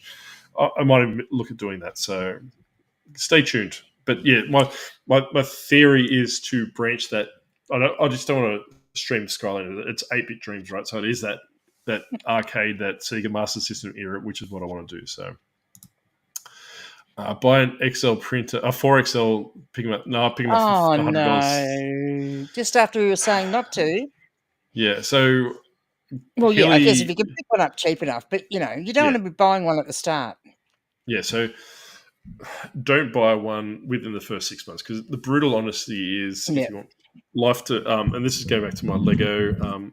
I can't remember who said it. Nick. We'll say Nick. I'm pretty sure it was Nick that said it. When I first started selling Lego, I started 2014, because I'm one of those people that jump in all the way in. I don't do things by halves. I don't just like dabble a little bit. I jump right in, right? Still having ADHD. Yeah, so since when I started selling Lego, I spoke to a lot of people in forums and all these different things. We had an Australian forum where we were doing like Lego investing, Lego selling on on eBay, and all these different things. When I was there for probably 3 years later, out of probably 300 people that were in that website, I was the only original person there. So that gives you an idea of what the attrition rate is for reselling, right? So people, like, they read about it in the newspapers, or their friends talk about it, or they watch that, Peachy, the real Aussie reseller, or whatever he goes by, because he's fantastic YouTube channel. The real Aussie flipper. The real Aussie flipper. But they romanticize about how easy it is. They don't realize how hard it is, right? So I would strongly suggest you do not try and buy any supplies or anything like 4XLs or shelving or some sort of inventory system till at least 6 months of you actually physically doing it on a regular basis. And a regular basis, maybe listing one thing a week for 6 months or something like that. Don't spend copious amounts of money. Don't waste a lot of things from that perspective. Do buy a 4XL after that 6 month period. That would probably be your first purchase, especially if you are selling on a regular basis. Like if you're only making one sale every 6 months, do not buy a 4XL. Right? Yeah, no. And look, if you really set on not wanting to cut out the your label and put it on with sticky tape, you buy a packet of the 4-up labels, sticky labels, and you print them onto that, peel that off, and stick it on your parcel. Easy. I don't have them anymore. So I was speaking to my best friend at the post office the other day, and he told me to piss off. But I went in there the other day and asked them what I could get for free. Like because you can get those things, yeah. So what you can go into the post office. He said to me that you can't get anything for free at the post office. It's basically they do it because they like you. So what I would strongly suggest is that, surprisingly, even only like go to a post office where they like you. Oh, that's right. So I would strongly suggest building some sort of relationship with the post office, not romantic. They like battle your eyelids and all these different things. So if you are selling internationally, and if you have been selling on eBay for 3 months and you've worked out how to do all the different things, start selling internationally. These are little slips that your piece of paper goes in. They peel at the back. They go on your parcel. Good to go. Get a box of those. Ask for a roll of Express Post sticky tape as well, so you'll get that for free. But what Leanne was saying in regards to her, and if you doesn't really apply to the people in the States or in America, but if you are a pensioner, or if you have a health card, or if you're a DVA veteran, if you're a veteran with a white card, you can actually get concession stamps, right? So 5 stamps, I think it was like $4 or something like this. These are $1.50 stamps. So basically you get up to 15 packs of these a year. So if you are selling things untracked, get as many of those as you can. Like, these are the little tidbits of information. But My you can advice is get, to not send things untracked. It always goes astray. like when you build further brand for yourself, right? So don't do it when you first start because you're inviting trouble from that perspective. Like I said with the scammers and all the stuff like that. When you have 5,000 feedback like I do, you can send things untracked. Like one thing out of 100 will go missing, but you As offset a it by beginner, the postage. don't do it. Like you offset it. Yeah, it's a calculated risk, right? But do not do it when you're new in reselling all those different things. I wouldn't even entertain it until you're over 200 feedback or something along the lines of that.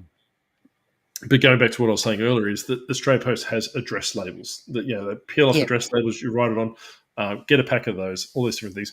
But like I'm saying, is don't go in there demanding these things because you're not entitled to them. Yeah, if you go in there and say, "Hello, Leanne, how are you today? Are you looking good? Can I have my address labels?" Go from that way. Just like suck up to them a little bit, then go for the throat from that perspective. But get as much free stuff as you can. Don't go to Officeworks and what I see with people in DVDs, right? So when there was a guy in Port Macquarie, used to run his own video game shop on Facebook and stuff along this. I bought something off him for once, and he used to send his PlayStation 2 games, or just hypothetically, in little slips right there. So it'd be like a nice little plastic slip sitting around it. If you want to do something like that, go to the post office, get these for free. They'll give you a box of 500 or whatever it is for free.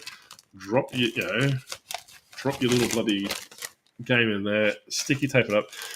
The amount of people, and you can take this to the bank, do not use those friggin' bloody green envelopes for the tracking, right, to send DVDs.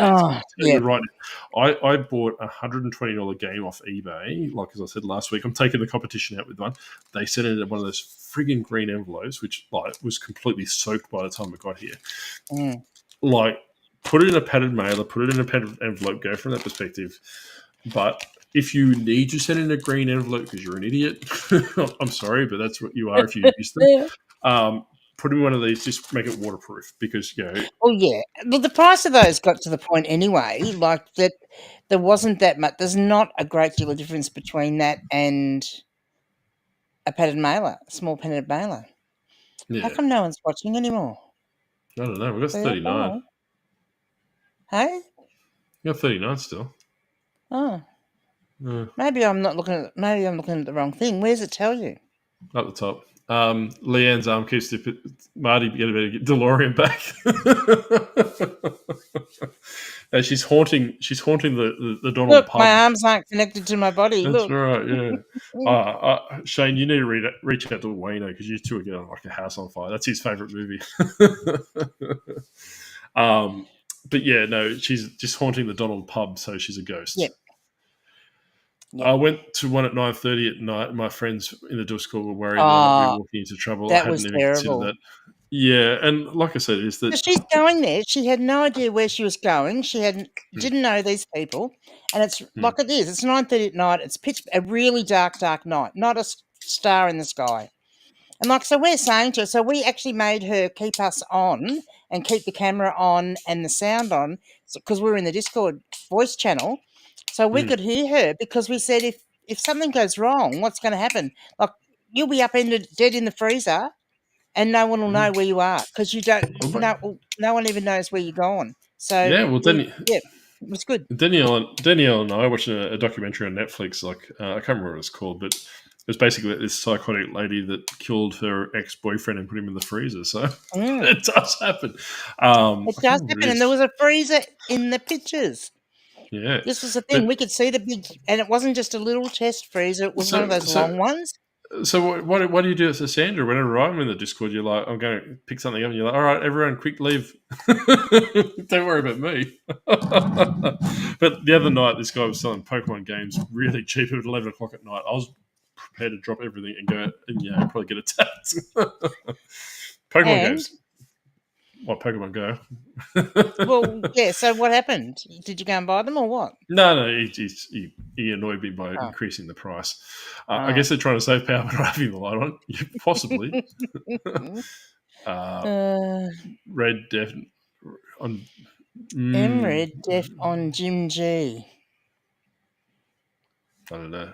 It's a It's a bit late in the night for me to try and work out brain puzzles. My red def.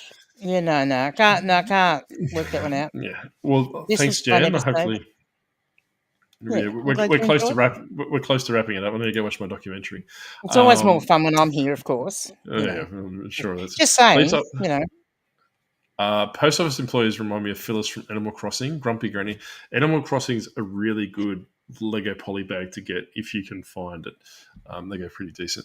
Grumpy until you get to know them and then you're best friends. I actually used to work with a lady like that. Yeah, she was like, it's like chiseling ice away.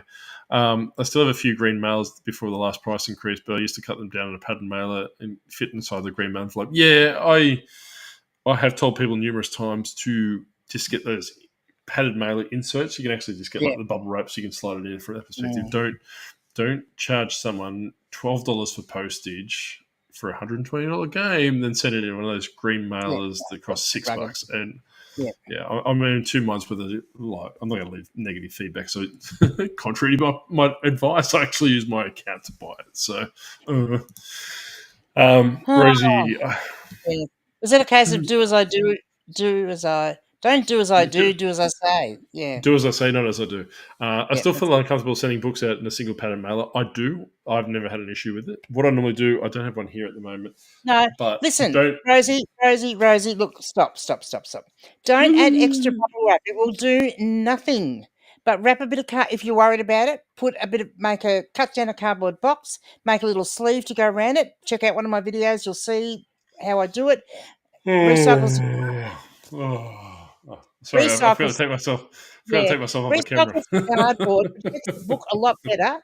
Just make it a little bit longer than what the actual book is, or wider than what the book is, so that it sticks out a little bit. Listen to someone that actually sells books. Listen to someone that actually sells books. Which is me. He does not sell books.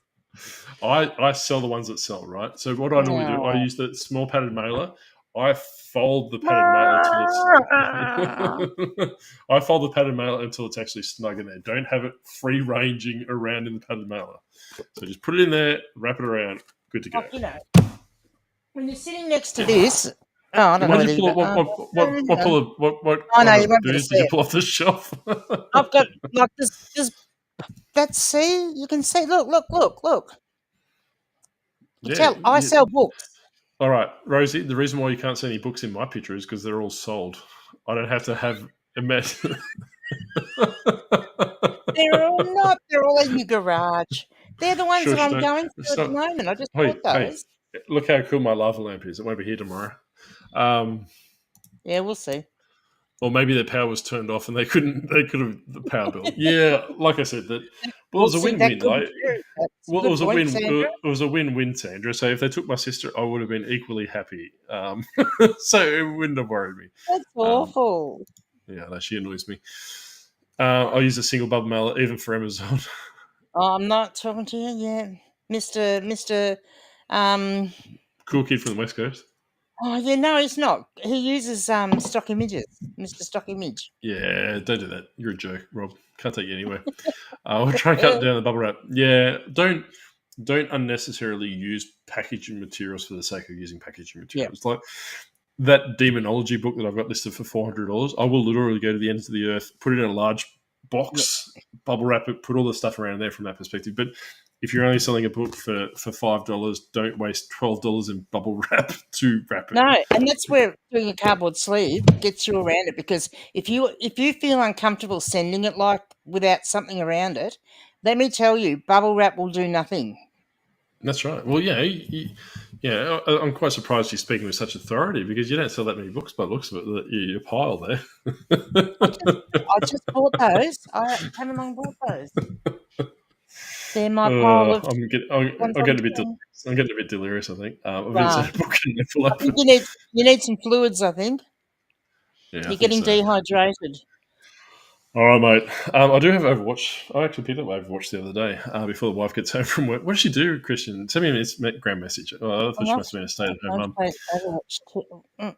It's a shush. It's a game. Plastic plate in an envelope. I'm surprised any of your stuff gets there, Rob. Stock images Look, works we well. know, but Yeah. we're not admitting it works, okay? I'm not no, I will not admit that that's okay. Again, with the padded mailers, they go through letters instead of parcels, which is actually less likely to crash. That's exactly right. So if you put stamps on a padded mail, let's just say if I was sending, where's my ghost book? My ghost game. If I set that No, untracked, put. Oh no! Listen, this is someone that sells stuff on eBay. Let the big boys talk first. oh, Tim's fighting words, isn't Oh he? no! You get Flipwise. Use the coupon code Octo15, which will give you absolutely nothing because I'm not endorsed by Flipwise. But yeah, if going back to what Stan was saying, that if I put 2 stamps on this, it goes as a letter. If I put one of those little the label on to make it a parcel, it will go with the parcels, right? So if you are sending green tracked envelopes, they go with letters. But if as soon as you put on a one of those parcel post labels, they go with parcels regardless if it looks like a letter or otherwise. So just be very mindful of that. Like with what Stan's saying there, he's saying that the padded mailers go through with letters, but wouldn't that only be the small ones? Like, Well, they do, but only if they got stamps on them. Like, it might be different where Stan is, but where I go, everywhere I've been sending ever since I started eBay, unless it's stamps, it goes in parcels. yeah. I'm sure a customer of yours gets a Sky letter and they're like, no, actually, funny you should say that, Rob. I actually had a lady send me about $150 worth of Skylanders in a satchel. I rocked up and I'm like, oh no. And there was a couple of Skylanders that were like $80 Skylanders. Not one of them were broken. And I'm like, to my point, going, I don't know how to. They were actually, when it arrived to me, there was little hands and feet popping out of the satchel because it was that tight. And I'm having conniptions. I'm like, because I will send $1.99 Skylander in a small box. I need to find cheaper boxes, right? You don't do it as I say. Do as I say, not as I do, right?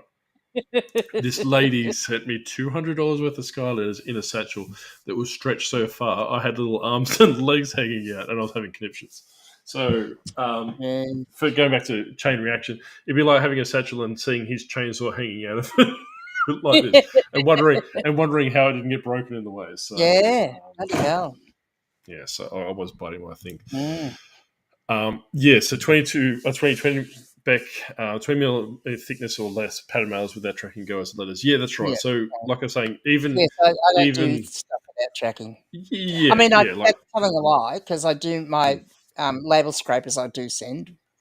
Yeah. If I have to. But yeah, like she was saying, without tracking. So as soon as you put one of those labels on, it goes in the tracking thing because it just gets sorted in a different thing and all those different things. So realistically, if it's going to get damaged, it's going to get damaged, right? You are covered to $100. Someone did mention today, which I didn't realize in a Facebook group, which is probably the first thing I've actually got of use out of a Facebook group, is that if you have a damaged claim, you go to the post office and say, hey, look, my Xbox controller arrived damaged. When they say, well, you need to provide a receipt for them to claim that $100, use your eBay invoice. So if they paid $69.99 plus postage for that, use that, print that off. That's your proof of how much that item's worth, right? Because you've sourced it for $5 lava lamp and insured it for $700, they're going to come back and say, well, it was only $5 at salvos. We're only giving you $5. Use that invoice to say, hey, well, look, this is the invoice. It was $700. I want $750 back. Just be. I'm go back to do as I say, not as I do. I don't insure things overseas until it gets about your children, I really do. No, they that's must right. Be so confused. I know, that's right. No wonder they got issues. They hide in their rooms. Yeah. I don't insure things until it's about $400, which is completely stupid, right? If you are buying things for $5. People go, well, you only paid $5 for it, so who cares? It gets lost. Well, if it's $750, I'm still out of $750 in profit, right? If it's over $100, you're sending it overseas, insure it, unless it's something you're willing to lose. With the exception, I think maybe a couple of things in Brazil had go missing. Always make sure you bloody insure things to Brazil and Mexico. I haven't really had any issues anywhere else. I've sent something to Lithuania once, and that was weird. That was a weird, weird sale. I probably tend to just make the decision of whether I'm going to insure it or not more based on how much I've paid for it to start with. Because if something's only cost, like the recent hauler books I got cost me 4 cents each. So even though one of them might sell for a bit of money, I've actually only lost 4 cents. months. So it's not, that's what I'm saying. But the thing is, though, like when eBay reclaims $400 out of your account, that still hurts, right? Like, because you know, well, yeah, absolutely. Yeah, no, I agree. but Yeah, I would rather pay the $12 in insurance or whatever it yeah, works out to be just to cover yourself from that perspective. Yes, yeah. like It's not that like expensive. go back to your going back to what Leanne and I were talking about earlier. It's like choose your own adventure, right? Like we're not going to tell you how to do things. By all means, do all this different things. But if you are sending things overseas, especially to countries like Israel, Russia, take them off. Don't send things to them. Lebanon, don't send things to them. I'll probably get demonetized for like for my next 15 videos now. But like I say, is realistically be very mindful where you are sending things to. Brazil, Mexico, I've had issues with I've had no before. problem sending stuff to Brazil. I think it's because I send books there. They're not interested in nicking books. Toys are actually banned. Some categories of toys, and Scotty Garvin, Mm. if he was in the chat, he could tell me because he's the toy man. Christian might know a little bit as well, but there's certain things in Brazil that bounce back. So I've actually sent like How to Train Your Dragons, like the dragon toys I've sent to Brazil. They've bounced back and they won't accept them into the country. Where I've sent Skylands, they've had no issues. So realistically, Yeah, I don't know if it's kind of like IP in the sense of saying, hey, look, this could be seen as counterfeit or something along the lines of that. yeah, Not too yeah. sure. Rob probably knows. Rob knows everything. That's how they eject residents of granny home. XL light and little fingers popping out of them. Yeah, exactly. Chad's in the house. Good to see Chad. How are you going, Chad? It's good to see you, Chad? mate. I've just watched your. Oh, I was about to say, well, it's a full moon over here, so I'm actually. Speaking of which, he's a bit hairy well, it's by a now. full moon for them tonight. For their because it's morning now, so tonight is their full moon, I believe, because they're a day behind us. So Yeah, but I don't think the lunar cycles work on the same way. no, it's going to be a blood moon over there No, in blood moon. certain No, places. okay. I don't know whether it's over the entire United States, but in some areas I know that it is. I think speaking of blood moons, I think the last time I've been legitimately scared watching a TV show was American Horror Story. It was called Roanoke, which is where I think the Commonwealth Pickard lives and near where Helo's World lives. It was about a blood moon and all those different things, and absolutely terrified the hell out of me. It's good to see you, Chad. Roanoke itself, like the name gives me a little shiver up my spine because I've heard so many spooky stories about it. I didn't even get to talk about what we're talking about. We came on tonight. We're going to talk about. We'll have to leave it to next Friday night. With a bit You of actually had a topic? Silly I you. did have a topic. Remember, I said we had a Listen, topic. We're actually listen, I we're hate talking to about tell two you this, things. but I actually got on a Law Tubers live stream during the week. And they were actually talking about a particular court case, right, in the US. And it was supposed to be a bit of a quiz about it, which I did happen to know a few of the answers. But I got on there, totally, everyone lost their kajibas. I had everyone in hysterics and totally off topic of no talking about LawTube. Let's talk about Australia and Granny and where she lives in the bush and, totally lost them. Yeah.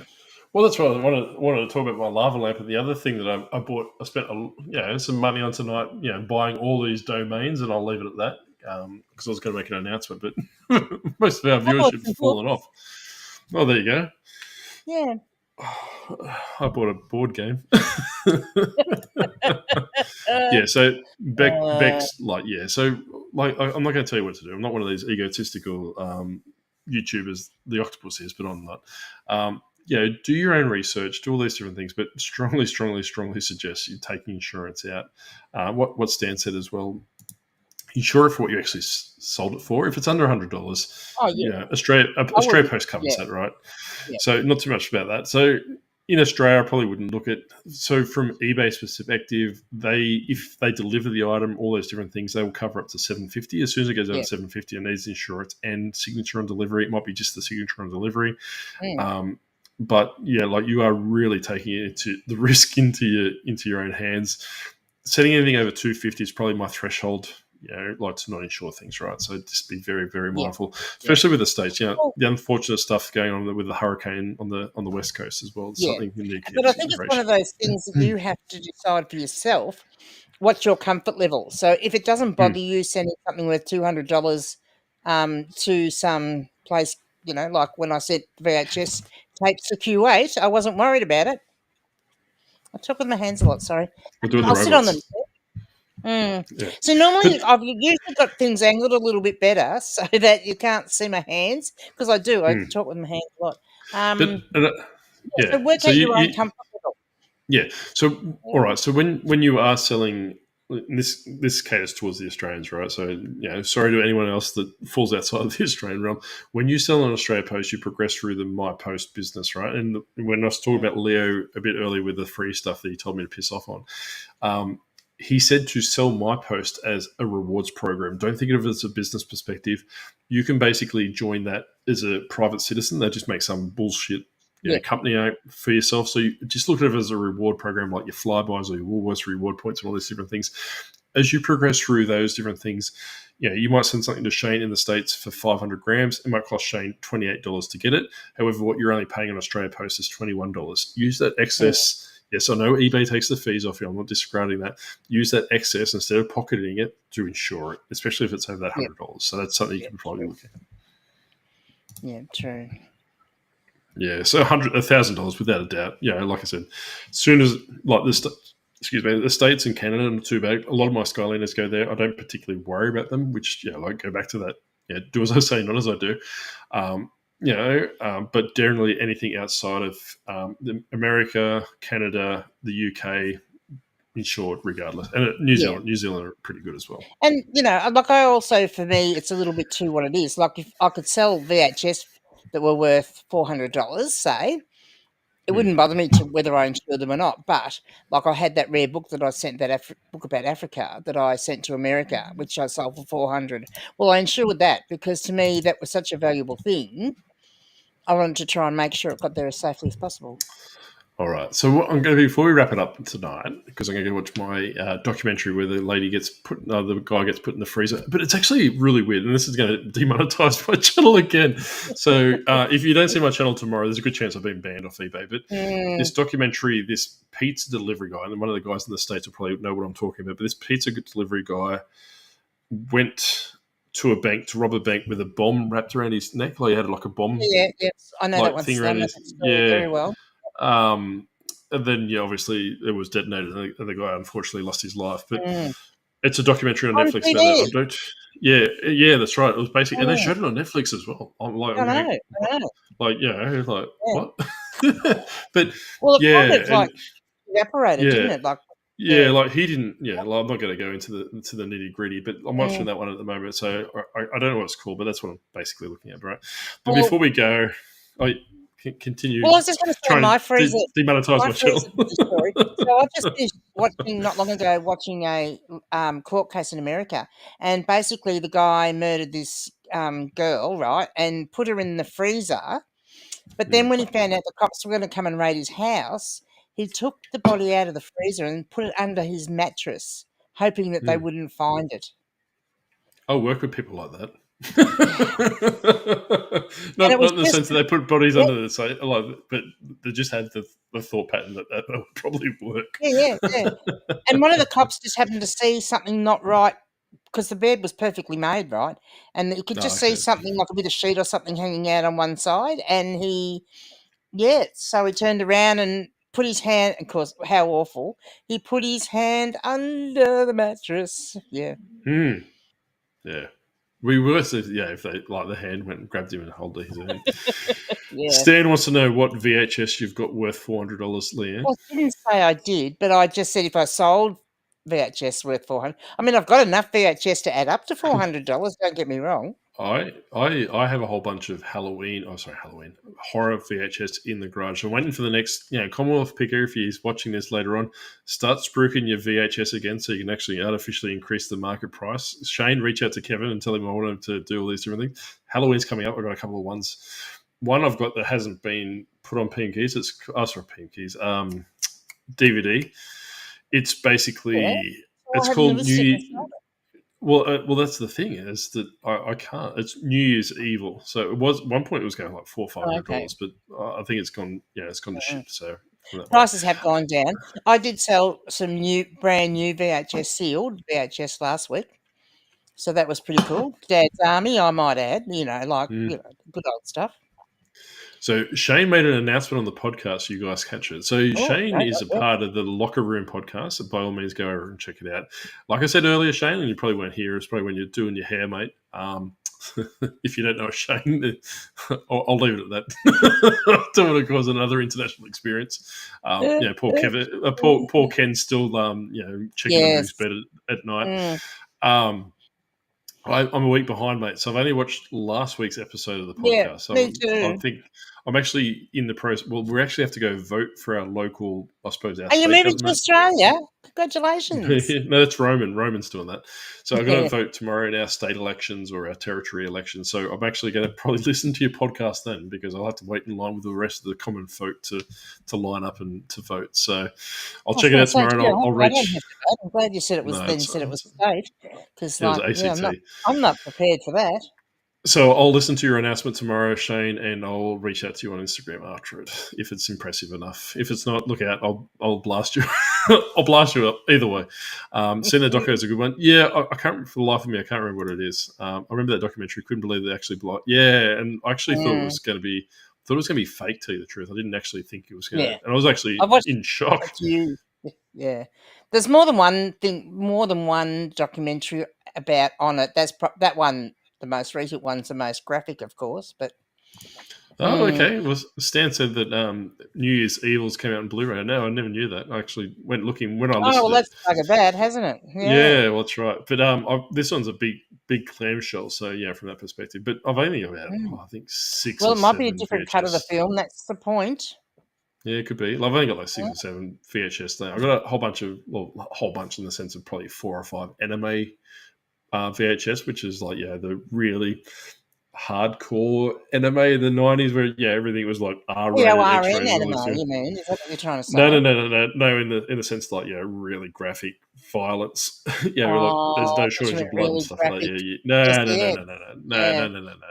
Like in the sense that, like see really... how good I am at not saying things that will ruin your channel? Oh, yeah. Well, what, bombs and, murder and everything else. Like, good for us. I didn't say that. You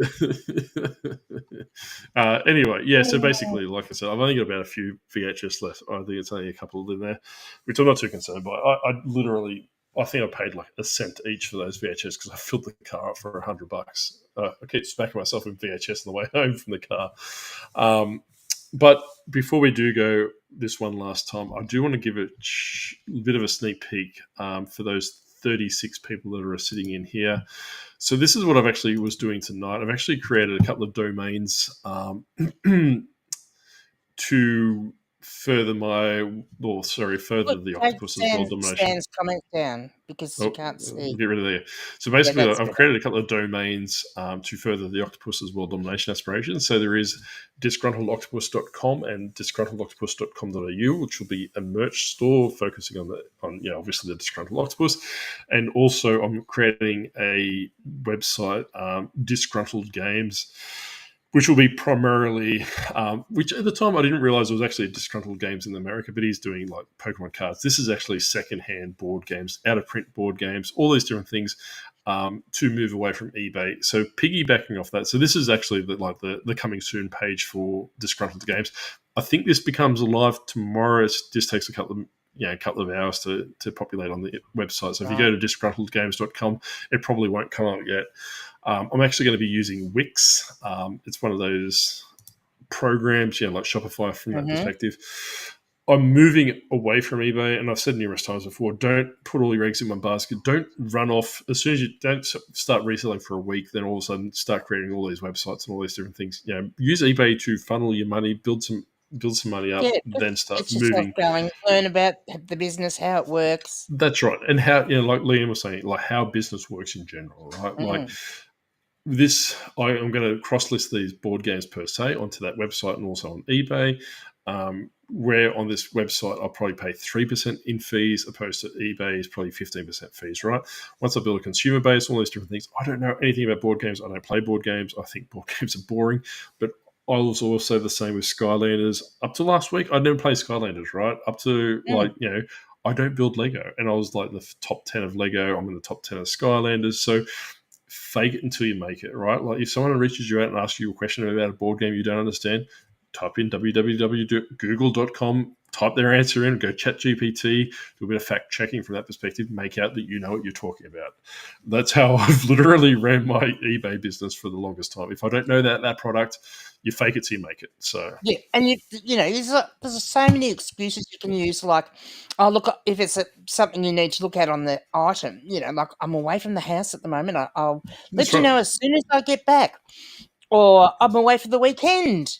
I'll let you know as soon as I get home on Monday, or Yeah, whatever. and with a private website, right? Yes, I know a lot of people are going to say, "Hey, look, yeah, you've got advertising fees, you've got all these different things." All right, so basically, yes, that is a consideration. I will be using this channel. I'll be using all the different facets to push traffic across to that. I'll be doing Facebook advertisements, all those different things.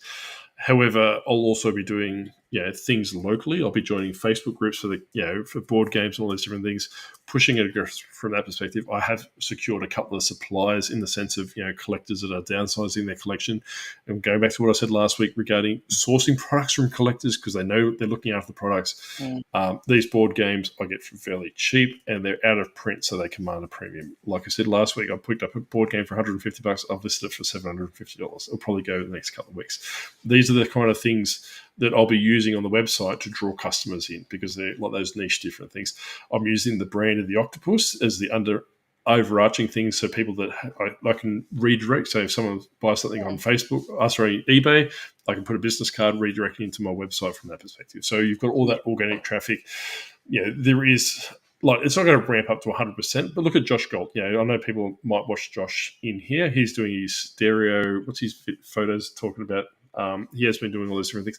That's not the reason why I was doing it. I was playing around with this website idea regarding Skylanders, but as I said previously in this episode, I can't secure enough stock now. I've literally shot myself in the foot with that respect. Board games, in the sense that I've already solidified my thing, and they're one of those things from that perspective. You really need to know what you're looking for. So that would be coming up probably in the next month. I'll probably do some YouTube stuff showing you how I build the website and go from that perspective, how the analytics in the back end. But do not rest on your laurels, especially in Australia. The US is a bit different. You've got Whatnot, you've got Poshmark, you've got Mercari, all those different things. In Australia, we only have eBay, right? Yes, you've got Depop, but that's that's dead to me. Depop, there's Etsy. I mean, but Etsy has only certain categories you can sell on there. So it all depends. So you've got to create. If that's not suitable, then you've got to create a space for yourself, haven't you? That's right. So Next thing you know, you'll be creating your own version of what is it, Neighborhood or whatever they built in America, and what was it called? Which one? Oh, the one where they got it all together in groups and can go in and and we're district dipped it and stuff. So I actually am a member of the Commonwealth Pickers Commons, Shop Commons. So I'm actually looking to source product from that, right? So basically, if someone can get me Skylanders from that, I will buy them. You send them to Florida, and I'll get them shipped from that perspective. So by all means, look further afield. Shop Commons and all these different things. If you are looking for a particular item, I wouldn't suggest buying electronics because we have a different voltage system here. You'll blow it up. You can't plug and play. Let's just say that. That's exactly right. I've blown up many of Halloween configurations that way.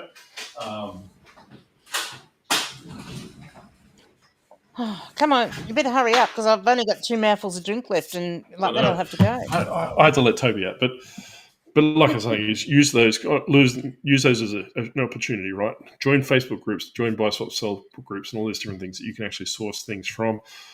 Mature yourself to the sense where you are creating, by creating this website. Yes, it's going to have limitations in what it is, but I'm not going to be throttled for traffic. Once I get to my, I have to list 4 things a day and $100 a day to make $50 of sales. If potentially, if I get a supply of board games, someone might come in and buy $15,000 worth of board games. Like eBay is not going to throttle that traffic, right? So there's nothing throttling that traffic from that perspective. But the only thing that's going to throttle it is what you put into it, isn't it? Mm-hmm. So that's right. So going back to what I'm saying is that I'm sourcing primarily from collectors. I know that all the pieces are there and all those different things. Chris is here just as we're wrapping up. But Here, Chris, I'll show you, mate, just because you arrived. This is a project I'm working on at the moment. So basically, it's called Disgruntled Games. It's going to be secondhand board It's games. the start of his world aspirations of taking That's over right. the So world. I am creating a Disgruntled Octopus merch store, if you will. So basically, plushes, t-shirts, and all these different things. I'll probably will reach out to my beloved Tori because he is looking at going over the States next year with his horror writing. I had a story about Tori I was going to tell you, but now I can't remember what it is now. Yeah, so he's going over the States with his horror writing. So I might do a collab with him, with the Octopus. Yeah, maybe do some fundraising from that perspective. Put it on that website. But what's that? Well, I'm not mirrored, so I keep going to put my hair out of my face, and it's the wrong side. Yeah, so I'm doing that. So basically, this website, when I bought the domains per se, I bought the .com.au, like I said, .com.com.au, .shop, and all these different things. So there's variations. And what will happen is that if depending which ones you type in, that will redirect you to the one website from that perspective, right? So that in itself will be coming down range. So, Sandra, so if you see an email in your inbox from, somebody or other at disgruntledoctopus.com.au, don't open just it. delete. It's probably a scam or a virus. That's right. Yeah, or it's going to be ticking. Yeah. Well, that's good. Are you working today, Chris? Or you work at night? Cool. I swear when I get back to sale through PayPal, eBay stops, it happens. Yeah, and like I said, that I'm going to use Wix. I won't be using Shopify. I've used Shopify before. I'm going to give Wix a crack just to do it from that perspective. But I will probably branch out, like use board games. Right, I'm not going to try and compete with the new board game market because like other ones can get better deals with the suppliers and all these different things. If I'm picking up board games for $6-7 each, all the way out to $200, and can flip them for a considerable amount of money, I'll put them on that website. I'll do a mailing list. I'll do different things to build a consumer base from that perspective. But just hopefully I don't get big enough to the sense that they want me to do a board game because I have no idea. I don't even know how to play Uno. But like I'm saying, is that you don't need to know your product. You just need to know how to sell it. That's what it comes down to. But anyway, the dog's knocking on the door. I think we'll call it then because I'm not going to duck off again. Say goodbye to the lava lamp because there's a good chance it won't be here tomorrow. Chris, if you're still here, mate, I paid $5 for that.